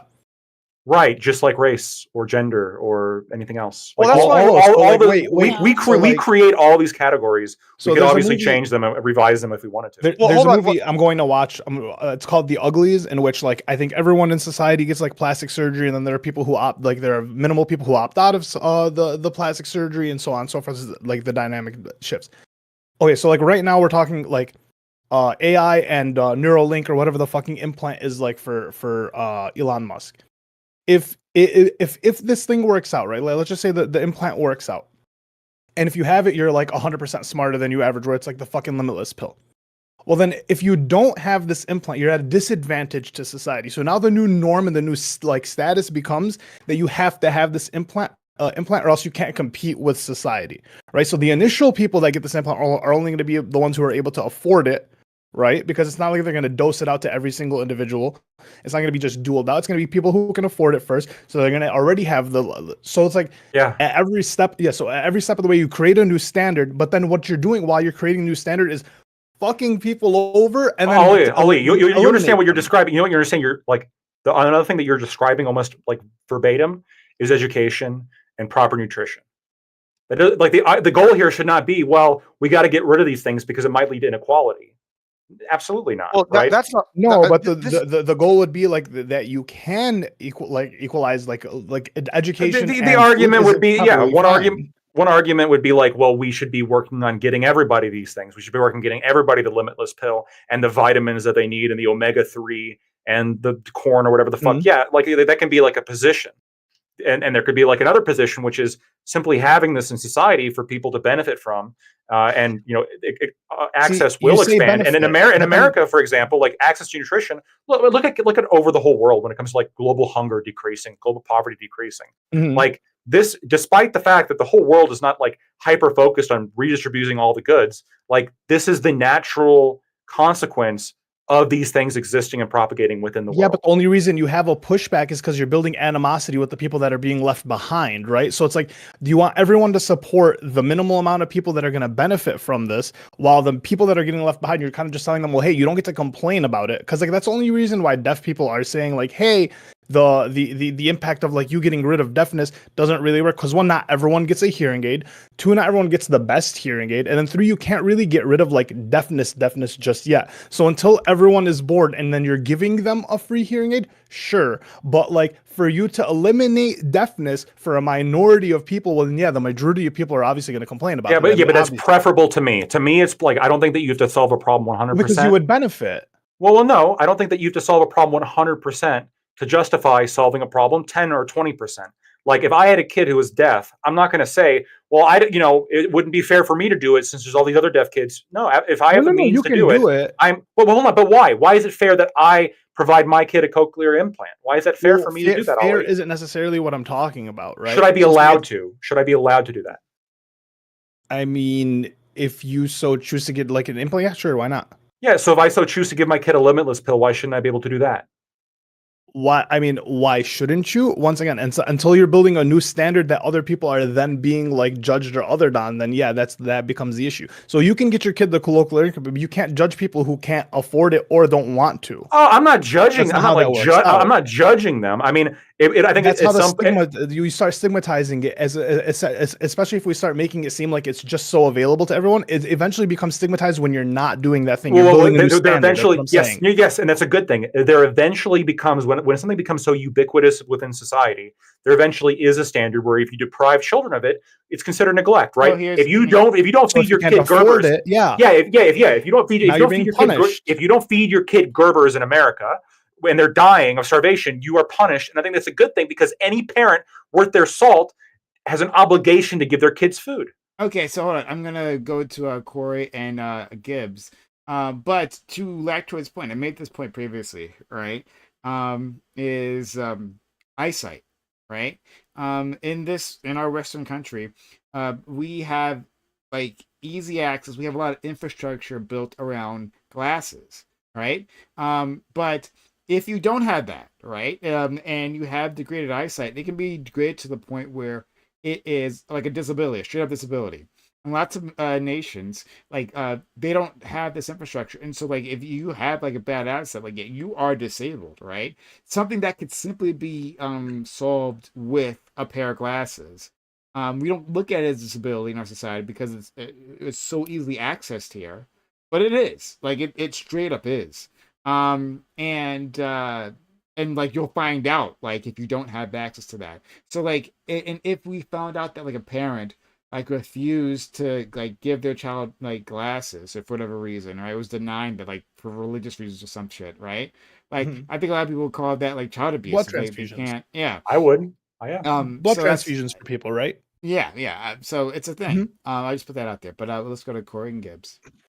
Yeah, so I think I'm gonna maybe try and approach it a different way. Lactoid. So, from what I'm hearing of you, and I don't necessarily strongly disagree, but I'm just like sharing my concerns in terms of. So you mentioned like, yeah, if we can like make everyone bigger, faster, stronger, and like move to and like in your world like racism is over because everyone will eventually like choose the right skin color, right? And like I take that point. I would approach it in terms of like. I see value in terms of like solving racism through actually like embracing diversity. As in, I think that's an easy way out to solving racism. And I'll also try to distill it down another way in terms of as you like just as I do, personality is highly heritable. So if we could start selecting for personality, and probably no surprise, like given the choice, people are gonna like they want their kid to be like more extroverted, right? People are just gonna choose extroversion. Or let's just say, to cater to you turn out to be the optimal personality, Lactoid. Like you've maxed out on all the personality traits. I personally, no offense to you, I don't want to live in a world where everyone is lactoid. I think there's something for just as there's diversity in skin color. Too bad. I think there. No, too bad. Too bad. Everywhere. I think you'd be bored, man. You'd have no. I would not be bored. I would not be bored. Cases to argue. I would have intellectual equals to argue with. I think there is value and utility and diversity in that sense. And what I will also approach it from a more scientific perspective. Okay. Of like, so I'm not a geneticist, but I'm highly confident that my knowledge of genetics is infinitely higher than anyone here. But correct me if I'm wrong. So, why we reproduce? We humans, as far as I know, we reproduce in a certain way. As in, what is the point of sexual reproduction?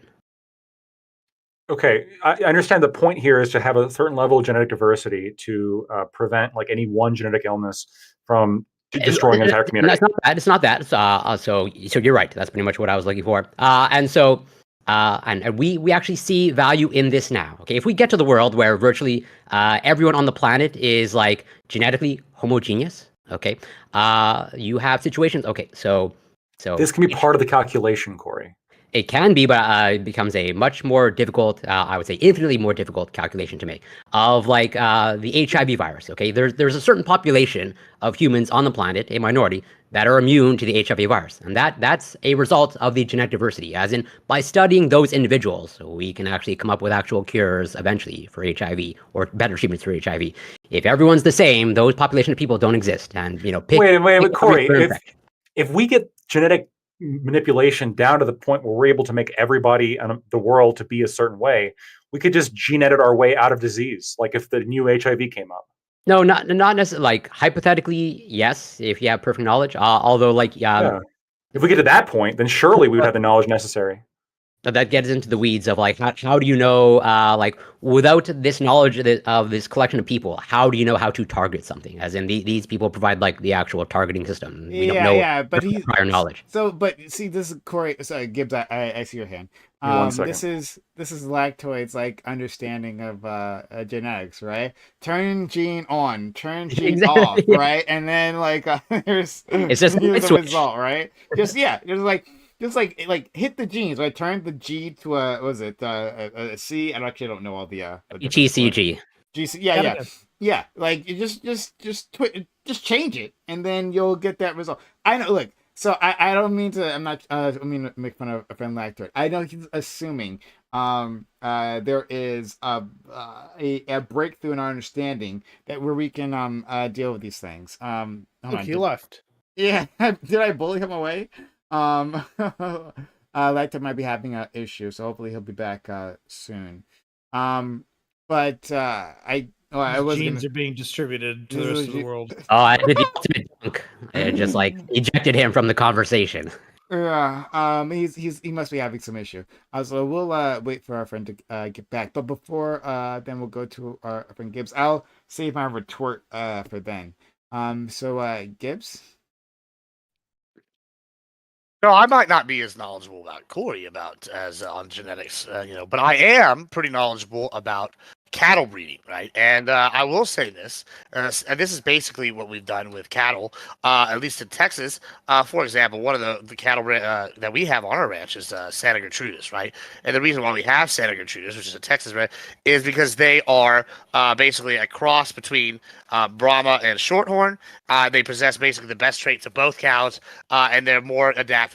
I also own a lot of Hereford for cattle, and basically they are hardy animals that are kind of like really good at foraging, and they can eat like and they live survive the temperatures. Now, I think the issue that I'm having really with what Lactoid and Ollie and even what Corey have been arguing about is this is a very short-term issue when they look at the gene editing, right? And even with like the cousin fucking kind of thing, this is a very short-term issue. I think this is why I brought up space exploration. And 40K is, I know, great franchise, brings this up a lot, but many of the planets, they have different, like, genetically modified humans, like on Nocturne, right? It's a very irradiated planet, so people are darker. Right, makes sense. And they have another group of people called the Longshanks. These people are adapted more for in-flight. Here's another thing. Our base, well, from my knowledge of space exploration, originally what we're going to have to do is do either colony ships or sleeper ships, right? So what might be adaptable for space travel might not be best suited for that planet. And this is where the gene editing comes in, right? And so you might add, now we don't need to go dive into the concerns about future generations on a colony ship and what their rights are going to be compared to their parents and whatnot. But I do think it's interesting to like look at this and go, hey, like, should we not be gene editing these people to give them the best chances of survival for like a colony ship, or like gene editing them when they arrive on the planet? Like, I mean, because this also eliminates racism, right? Because hey, if I'm on a planet that's heavily irradiated, I might need more melanated skin. If I'm on a planet that's much like, I don't know, further away from the sun, sun of that system, you might need lighter skin. I don't know. I'm not, like, once again, not a geneticist, but like I said, at least for cattle, same thing. Like, you might have a smaller population size. You might need, hey, we're gonna need something that's gonna like be able to forage in an environment that's not gonna be as friendly, whatever. Or you might have the opposite, like, in Japan, you might have like smaller herds where they're much more well fed. They have much more environmental friendly, so you can adapt them in different ways. I don't see how you wouldn't do this with space exploration. Like, I don't like, unless our technology advances to the point where we can just like light speed people there or something, or teleport. Because otherwise, yeah, we would have to gene edit. And I this is my concern with the short-term gene editing, is we get the desirable traits and just have 50,000 clones of Lactoid. Well, I hate to break it to you, but Lactoid's personality and good looks or whatever might not be good for, I don't know, this planet over here on Venus. You know what I'm saying? I don't know. Well, we can change the genes for Venus then. That's all I'm saying. The issue is that's the only time he'll allow slightly darker skinned versions of himself. Look, if everybody's black, I'll be fine with that. I'll be fine with that. I'm trying to help you survive. Just quickly. Sweaddle gave a $2 super chat, saying, what was it? Let me say it again. He said, in space communism, everyone gets a limitless pill. Thank you so much for that. That was only like 6 minutes ago, so that's a hooray for me. Yeah, thank you so much. So we'll allow Corey to respond to that question, and then we can go to our friend Ali. Well, yeah, like I'm not sure exactly how to address, like, it seems like just Gibbs is just fixated on space exploration. If we're moving towards gene editing on space, at least that's what I heard. I could be wrong, but yeah, I mean, but I think that Joel, we're talking about too short-term of issues, right? Like with it, like, because I either we're editing shit out that could become necessary, or we identify stuff that we need going forward for specifics. Okay, if the main crux of your argument is like we could be editing stuff that might have utility, like I agree with that. Like that's one of my reasons. That's ultimately the crux of like there's utility in our genetic diversity. And like to edit that out, like we pretty much like just move towards bacteria. Like yeah, we just lack genetic diversity. And there's like inherent weaknesses to that. There's a reason why like we evolved this way. Wait, can I just say one thing? So and correct me if I'm wrong, but I'm pretty sure I'm not wrong on this. You're wrong. The majority of your DNA is not active in the sense that it's not actually coding. It is. You are correct. The vast majority of your DNA is not coding. Yes, the overwhelming majority. The overwhelming majority is inactive, and there are occasions, for example, that inactivated DNA could, due to spontaneous chance, be activated. This is how some people grow tails, for example. But what would be the issue, I guess, with, okay, we're going to deactivate the shit that, gives you, Tay-Sachs or cystic fibrosis, and we're going to like maybe like either add in or rearrange or do something to like, I'm not replace people's genomes so everybody's a fucking clone, right? But just like over time, like edit the population to be more resistant to disease, like stronger, etc. Like you're still gonna have a diversity of genome, and you're still gonna have a shit ton of inactive genes that I guess can be reactivated to, react to some kind of issue if we're faced with an issue. But I don't see how this leads to the sort of like catastrophic sci-fi doomsday scenarios that everybody's so concerned about when it comes to gene editing. So yeah, you can respond, and then we'll go to Ali. I do want, after that, I actually, for the remaining time, I do want to move back to like the actual topic. The incest? Yeah, the incest, please. I'd like to get back to the incest, please. Thank you. We strayed too far from the incest. Stay on target. Not enough incest in this conversation. So I'll try to be quick. So I agree with you, Lactoid, in the sense that I think a good example is like sickle cell anemia. Like that, pretty much, literally, you just need to change like one base, one nucleotide, and like you cured sickle cell anemia for the vast majority of people. But and like that, to me, that's like permissible. Like my concern is like we don't limit it to that. Like I'm concerned of really of the Pandora's box. It's just like the slow shit might get too good, Corey. That's what you're concerned about. No, not too good. No. Well, hold on. So I'm glad you then- brought up the incest thing. That's why I brought up space exploration in the first place. Because if this you is are genetic manipulation. Yes. if you are on a colony ship, you know, like after like what 2 generations, if we're going like how many light years, you know, you might be 1,000 years in space with only like a limited amount of population. At some point, everybody would be cousins, right? So like that would change the stigma quite a bit. Yeah, it's incredible. It's incredible. We're saying like, oh, we don't want to do genetic manipulation that goes too far, while we're talking about banning incest. Like this is genetic manipulation. Okay, the issue with the genetic manipulation that everyone keeps like, we keep talking about like fixing this gene, fixing that gene, everything will be all right. We cure racism. The thing is, you really don't, because it's the mental component for humans that like really comes into play. We like hierarchy, right?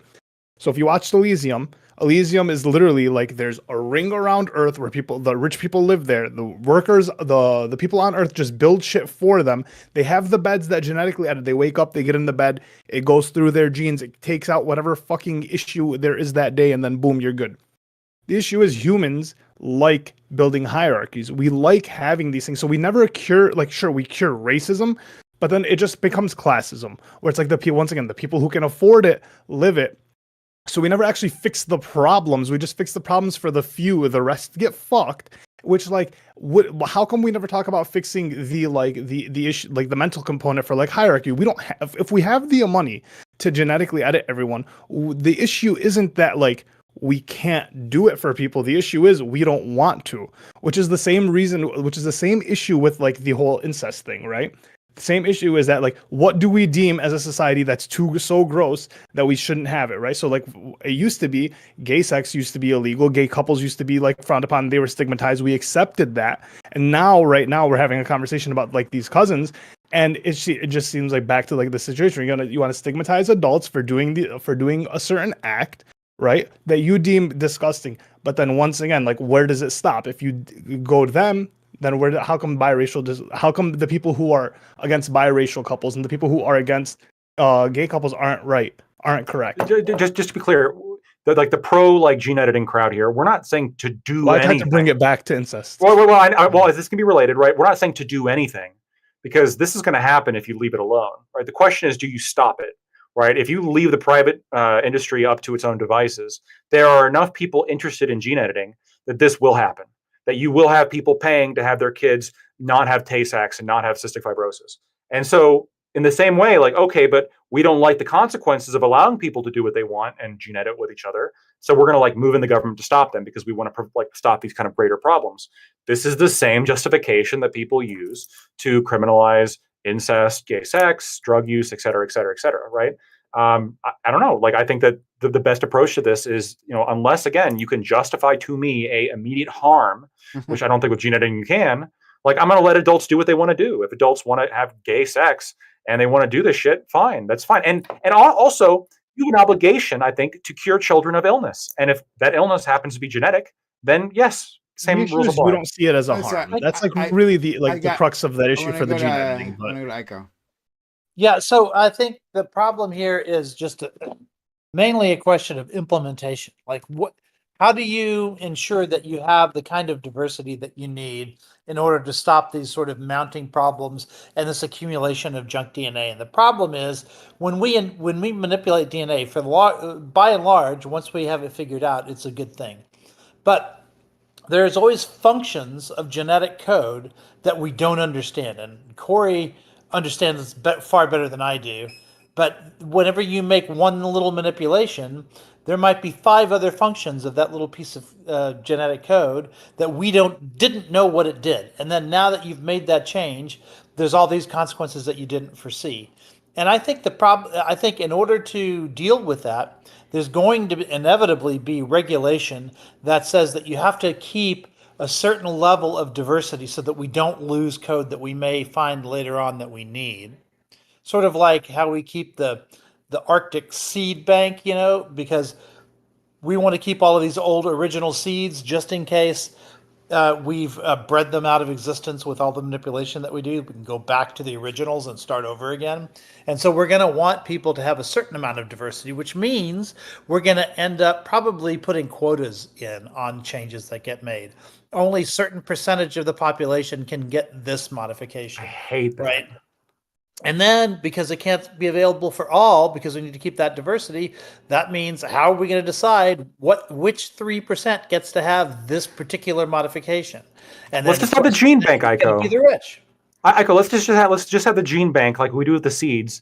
We keep all the DNA that may come in handy later, like when the illness hits or whatever. But I mean, to be fair, the amount of people that we're going to be saving from illness is going to be far greater and immediate and like tangible than this sort of theoretical. I'm for genetic manipulation. All I'm saying is there's going to be regulations in there that make it problematic as to who gets what, because we know we're going to have these kinds of quotas, right? The gene bank is really us. So you're going to have a certain amount of people carrying these genes that we may need to like replicate later. But also like, and I'm all for it, right? Because if it all depends on how you pick it. So let's say we decide that because we need this diversity, only 3% can get this modification. Maybe that's the 3% who are at highest risk of disease who should get it, right? Or 4% or 7%, whatever that we end up deciding that number is going to be. It's going to be scientists who decide it. It's not going to be us. And so we need to make sure that we're equitable in identifying who gets to have it, right? Is it going to be some rich person who can pay a lot of money in order to avoid the risk of that particular disease, but they're not really at risk of it anyway? Or is it going to be somebody who is 98% at risk of getting that disease and really, really needs the modification? It's going to be like Ozempic, with celebrities just consuming all the Ozempic and none left for the type 2 diabetics. That's what it's going to be. and that spurs extra production of Ozempic, and we get a bigger supply, right? Which is, I'm pretty sure the supply issues with Ozempic are alleviating as we speak. Well, with Ozempic, you don't have that inherent need for diversification. Like everyone can take Ozempic if we can produce enough of it. So your principle applies when it comes to Ozempic, but I don't think it applies when it comes to genetic diversity. I think it does. As long as we have the gene bank, I think it can apply to, because again, we can have a diversity of genome while still like adding in edits to make people smarter, faster, stronger, etc. So Corey, is a gene bank like that possible? Can you store every piece of code? You can store every current piece of code, and hypothetically you can store hypothetical ones, but you might not know what they do. But like, yeah, I mean that's just it's hypothetically doable as far as I know, and I'm highly confident. Yeah, problem fixed, Psycho. There we go. We'll defer to the expert. No. I'm just saying you can preserve just as like your seed bank is a good example. Like we're preserving now, you're not preserving future seeds. You're not preserving hypothetical plants in the future. Right. So I think that's a problem. We're stopping evolution. One real quick thing. We brought this up earlier about the mother-daughter combo with the incest thing, and then the whatever. Willow Harper, one of the biggest models in the world right now, just posted Instagram photo or Instagram little thing, and the caption says, and she's like in some outfit, it says, "It was the father-son duo for me." I'm just saying. It looks like it's pretty normalized. Okay, all right, that's interesting. Can I ask Doobie a question? Is that okay? Sure. Doobie, are you here? Okay, fuck. Yeah, I am. Okay, would you find it sufficiently disgusting if I cloned myself and had sex with myself? Would this be sufficiently disgusting to criminalize? In my ideal society, yeah, of course. What would be there's no power dynamics because I just cloned myself. Okay, there's no potential children. I'm in my room with myself. Like, what could possibly be wrong here? Would the clone lactoid consent to that? Yeah. they would have my brain with all my memories, all my experiences, etc.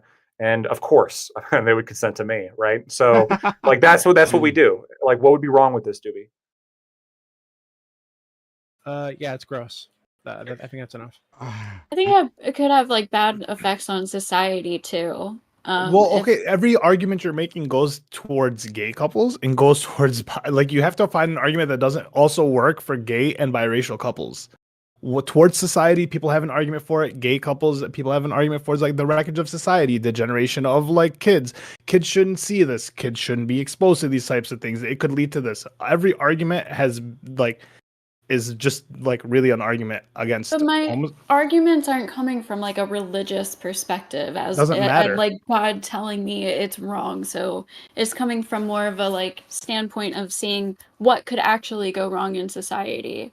If people are just cloning themselves to have sex with themselves, then they're not actually making real relationships. It's like Wait. if it's what? It doesn't matter if where the like rule or the opinion comes from, right? There's enough people in a society that are religious. So if enough people are in a society that are religious, it doesn't matter that they get their beliefs from God just because you don't believe in God, they do. So they think it's gross. They think it's bad for society. They have all these arguments, and they can like prove it. They're like, hey, if enough people are gay, you're not even going to have people being able to reproduce, so on and so forth. There's a bunch of arguments. They shouldn't be able to adopt because of this, because oh my God, you're going to have kids being raised in a gay home. They're just going to come out gay. You're just going to have more gay people. So it's like all the arguments are really like they're just made against it too. Like that's the issue with like just saying it's gross or just saying like as a society we think it could be wrong is like the same argument could be made for biracial and homosexual couples. I think it's different. Why? Because again, it's not just coming from like a theory of God. Biracial isn't religious. Like, biracial isn't religious. There are behavior. racist people who think that you shouldn't be marrying outside of your culture. That's not religious. Okay. They still think it's gross. They still think it's bad for society, mixed kids, so on and so forth. You're inheriting different traits that aren't good for you.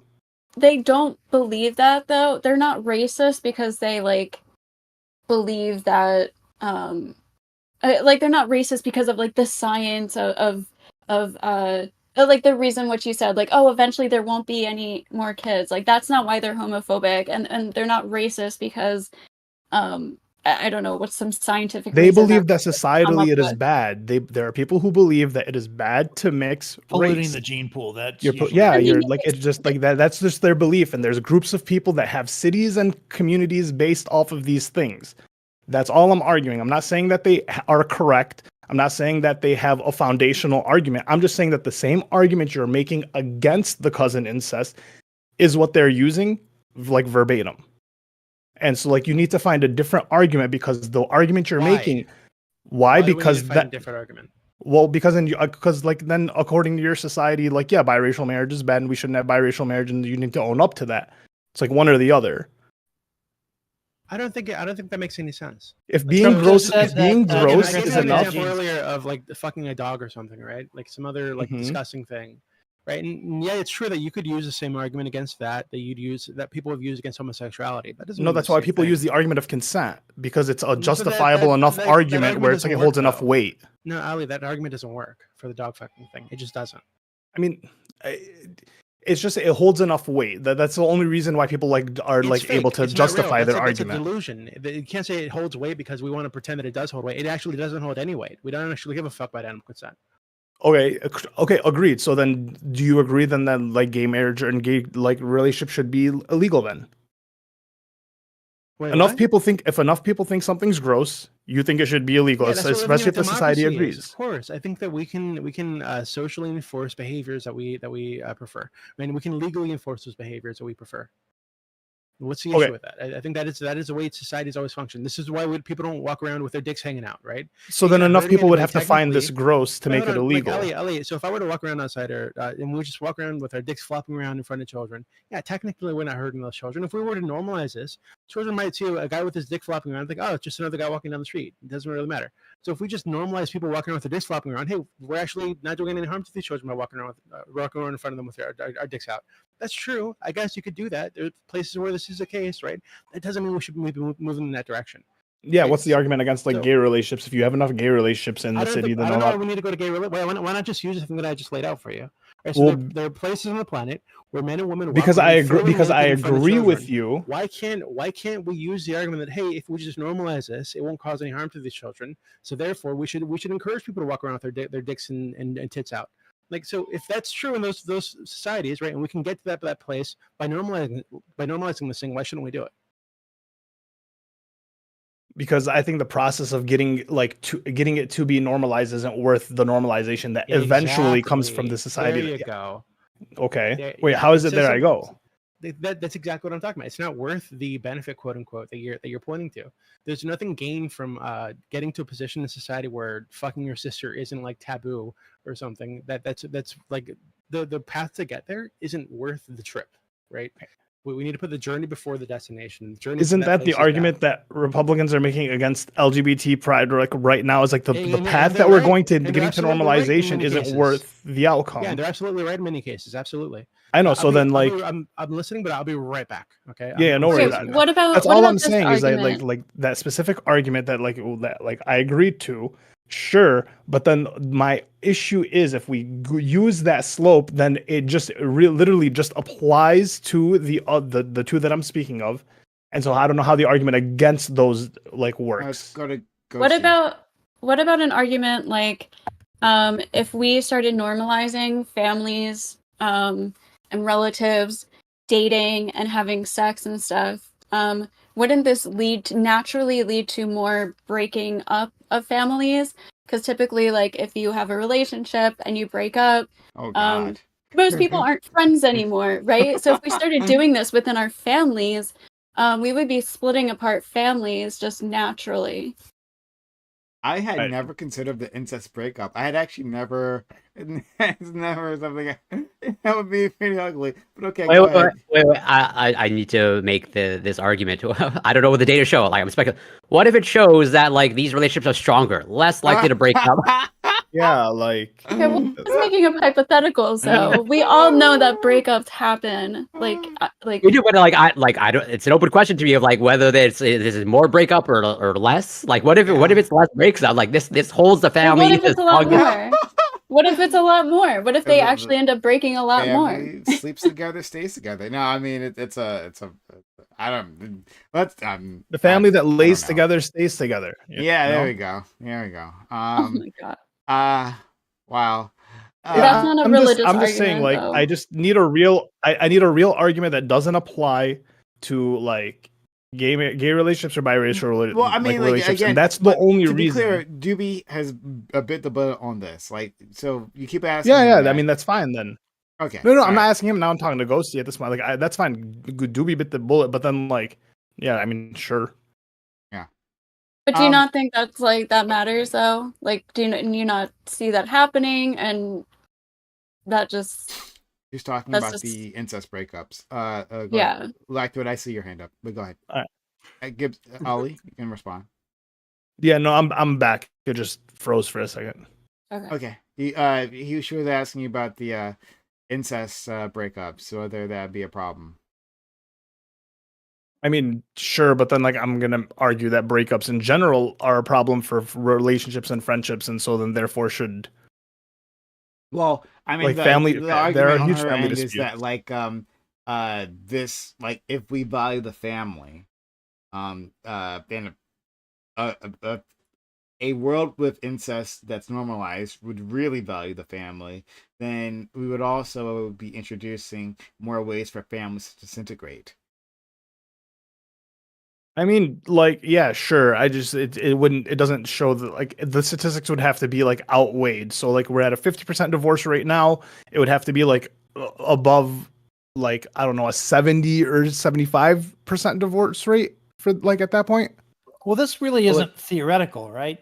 Because I mean there have been periods of time in history where, especially like among the upper class in Europe, people were marrying their cousins in order to keep property from like being too widely disseminated, right? Like to maintain the power relationships of the family compared to other people, so that you're not having to introduce more and more people into sharing the core wealth of the family, right? So these sort of royal families that were scattered throughout Europe.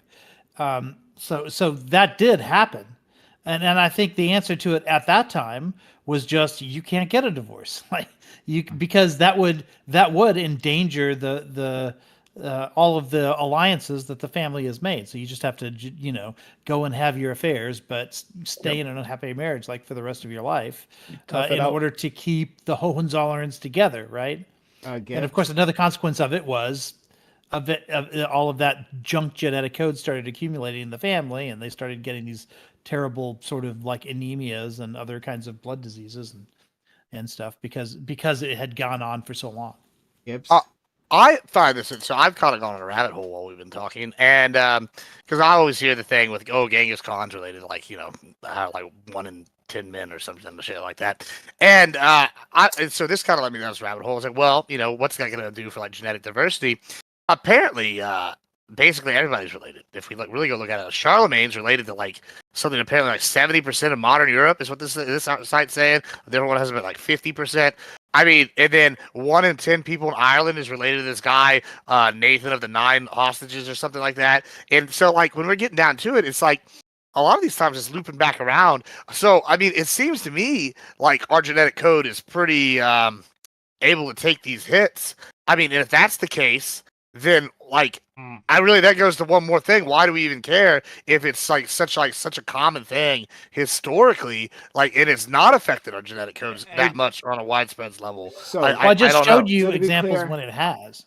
Yeah, so but like, those you're are talking about one person who has a tremendous number of hold on. You're talking about an outlier outlier example, right? You're talking about a very small group of royals. I'm not. Versus I'm talking about like you're talking about millions. You're talking about one person who's related to a lot of people because he spread the seed far and wide, and also sorry, put your hand out, Ella. We can't because we got to move on.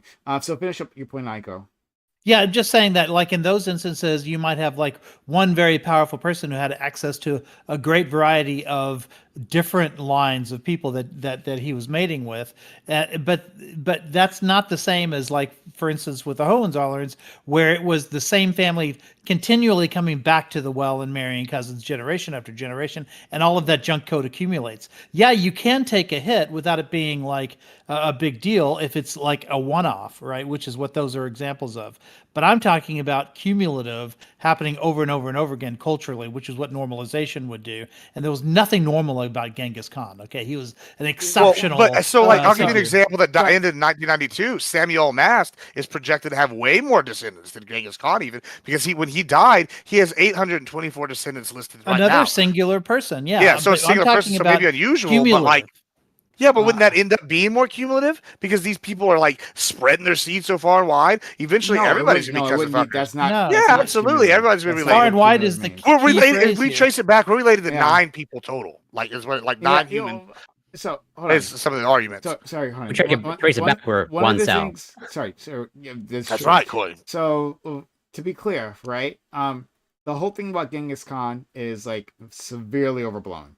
This is one of those pop science things that people just keep repeating over and over again. And I believe previously too, but I've received new information that that study that did it was like not great. That it was one of those things where the things that drive Corey up the fucking wall, right? Where it's one of those studies that are weak with the sampling and all that, and have some differences, but then if you dig a little deeper, it's not anything, but it makes a good headline, and so everyone just kind of runs with it. So with the Genghis Khan thing, there's no way that they can actually trace it to Genghis Khan, right?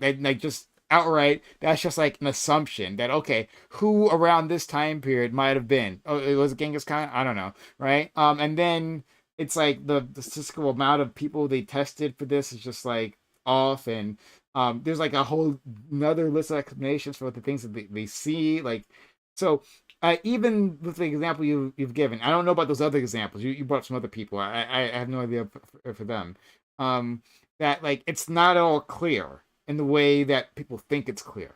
So yeah, I don't know. Human genetics is just like so incredibly complicated. And this will lead back to what I wanted to say lactoid previously. Something insulting your heritage. No. I wanted to say is that for your I'm gonna throw one of your retorts to me previously back at you that if everything is perfect, then I would choose the perfect world. So if we had perfect knowledge of genetic manipulation, I would definitely choose that. I don't think I said previously that I was against improving the human race. I don't think I said that. If I did, then that's not exactly what I meant. But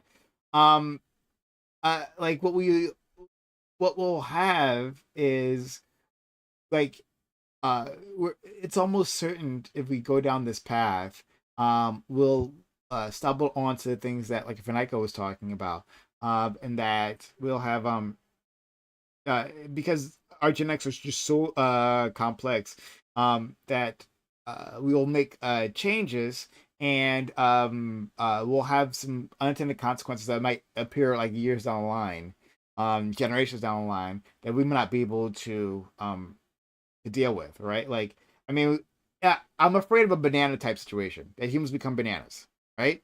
So like our banana population, like humans have like genetically engineered bananas. And bananas are like standard, like across the world. Because of that, they are now uh, like susceptible to diseases. And it's like really bad. It's like really really bad. And if I forget if it was if bananas is the one I'm thinking of, it might be like potatoes for this particular crop that I'm thinking of right now. But right now there is some sort of mold, I think, that either is affecting banana or another. It's bananas. It's bananas. Okay, yeah. There's like this like specific strain of mold that's like devastating banana plantations, and I've seen like video of like what the state of banana plantations now. They're like enclosed. You have to like anyone who's like going in there has to go through this extremely complicated process of like cleansing themselves, right? Cleansing them of anything that could possibly have a spore on it, right? Like changing their clothes off. Like there's a whole thing just to approach a banana plantation, because right now like they're working on dealing with this mold issue that is completely out of control. So that's a thing that could happen, right? And okay, so let's say we have a golden era of genetic manipulation. Let's say it's in the 2300s, right? And we manipulate our DNA, but like within the 2400s, for whatever reason, we don't have access to this technology, or the knowledge is lost, or things like that.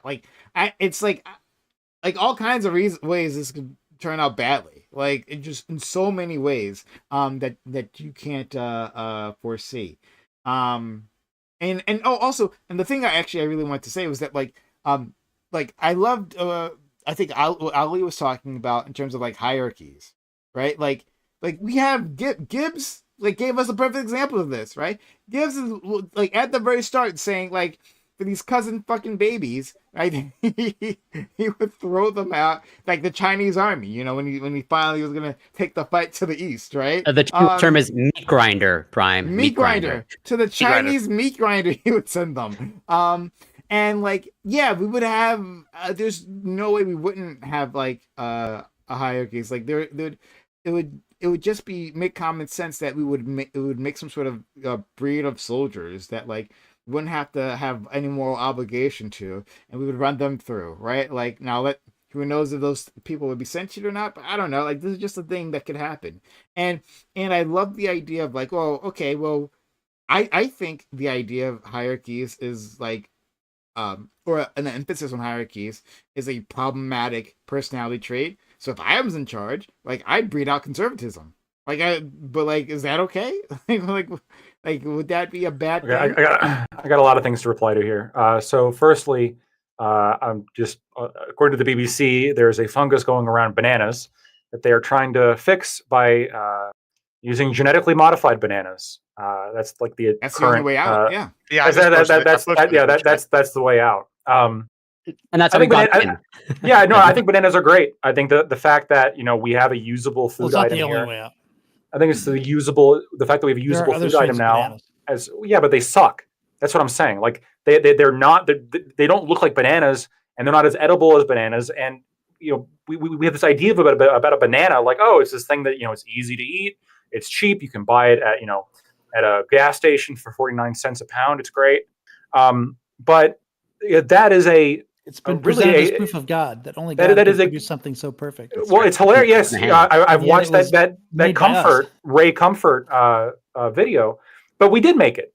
We propagated it throughout the world, and I think it's one of America's, or not America's, probably America. I don't know. We probably invented it, one of the world's best contributions to human food. We invented this, and so that's the problem. And so, yeah, I'm glad that we do have a world in which bananas were so accessible and that healthy potassium-laden fruit is in the hands of so many people that it otherwise wouldn't be in the hands of, especially people who need that nutrition supplementation. And then, to this other point as to like there being like the hierarchy, I don't know, maybe I'm just more okay with hierarchy than you are. But even if that's the Of case, course you are. I'd breed you out. We currently live in a genetic hierarchy, right? We currently live in genetic hierarchy, and it's entirely determined by who people date, right?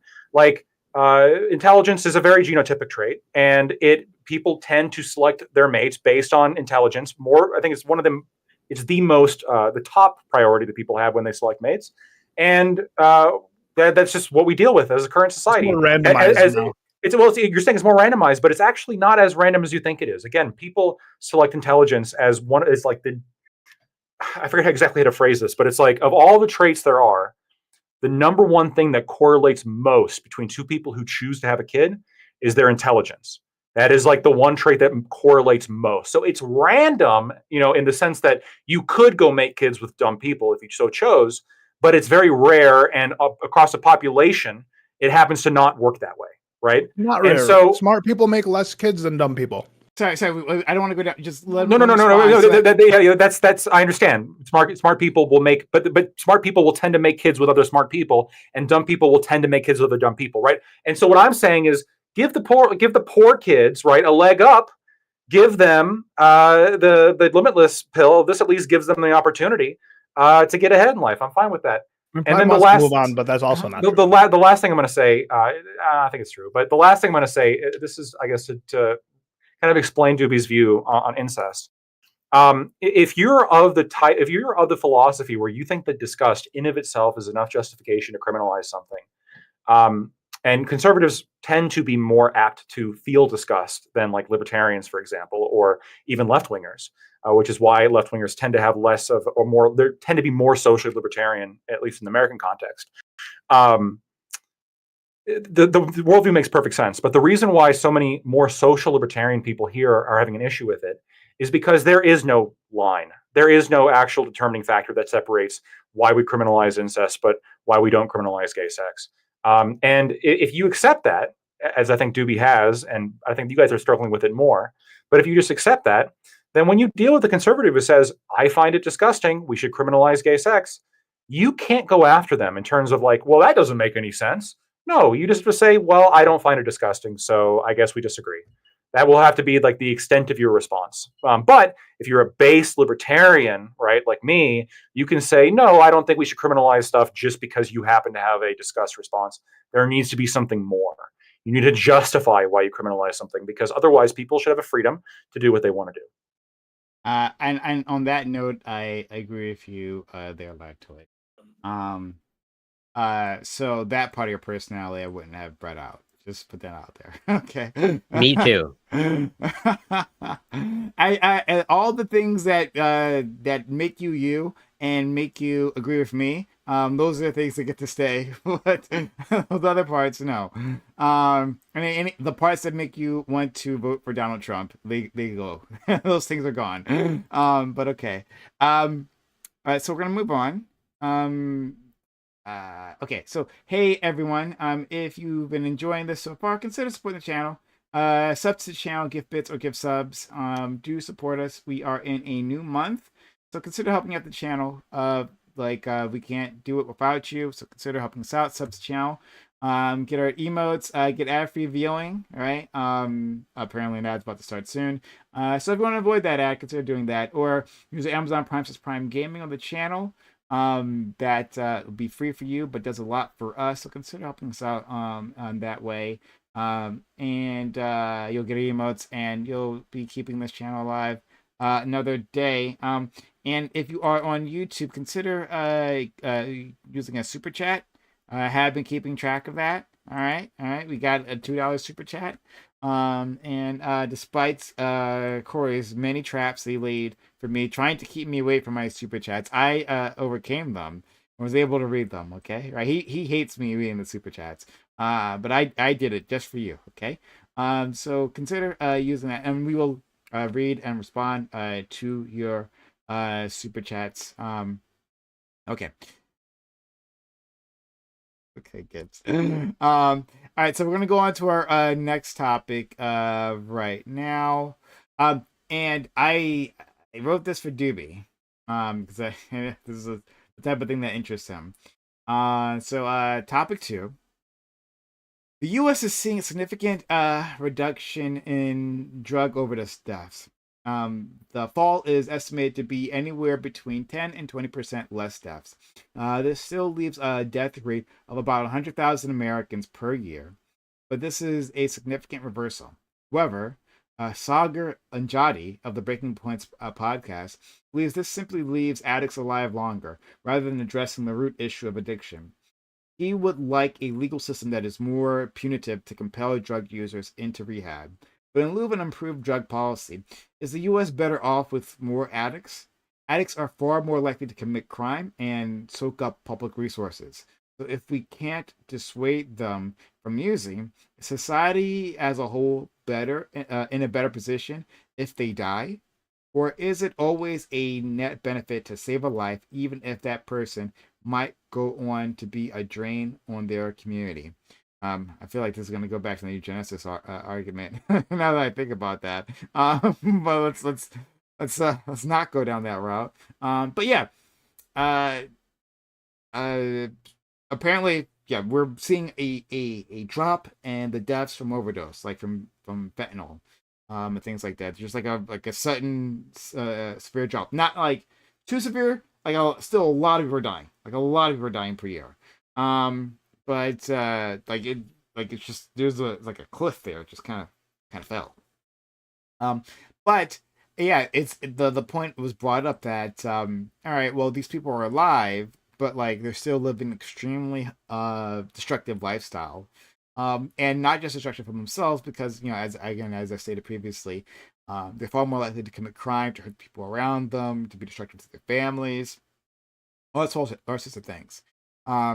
And so, since we don't have, some sort of perfect drug policy where we can just cycle people out of this thing, give them the help they need, whether it be medical or some sort of social, psychological. Since we don't have that, these people kind of just exist, float around. Would it be better if they were dead? Simple as that. So let's go to our friend Corey, and we'll work our way around. Corey. Well, the last quick thing that I'll say about eugenics before the topic is resurrected again is the gene that makes lactoid ride a motorcycle, that's edited out for sure. Absolutely, in my world, 100%. 100%. I think there's 100% consensus there.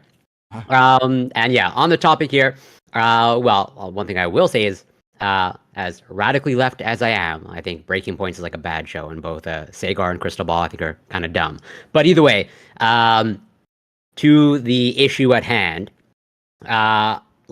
So from what I can gather, as you correctly pointed out and the article points out, there appears to be a precipitous drop in the number of overdose deaths. But it seems to be an open question on what exactly is causing this precipitous drop in deaths. And I think just one of the hypotheses put forward is we are better at dealing with overdoses, and you have now accessible naloxone and all the opioid antagonists that are out there, along with other treatments as well. And then the question is is that actually a good thing? Does that mean it's effective, or just people are just not dying on the streets of overdose? But maybe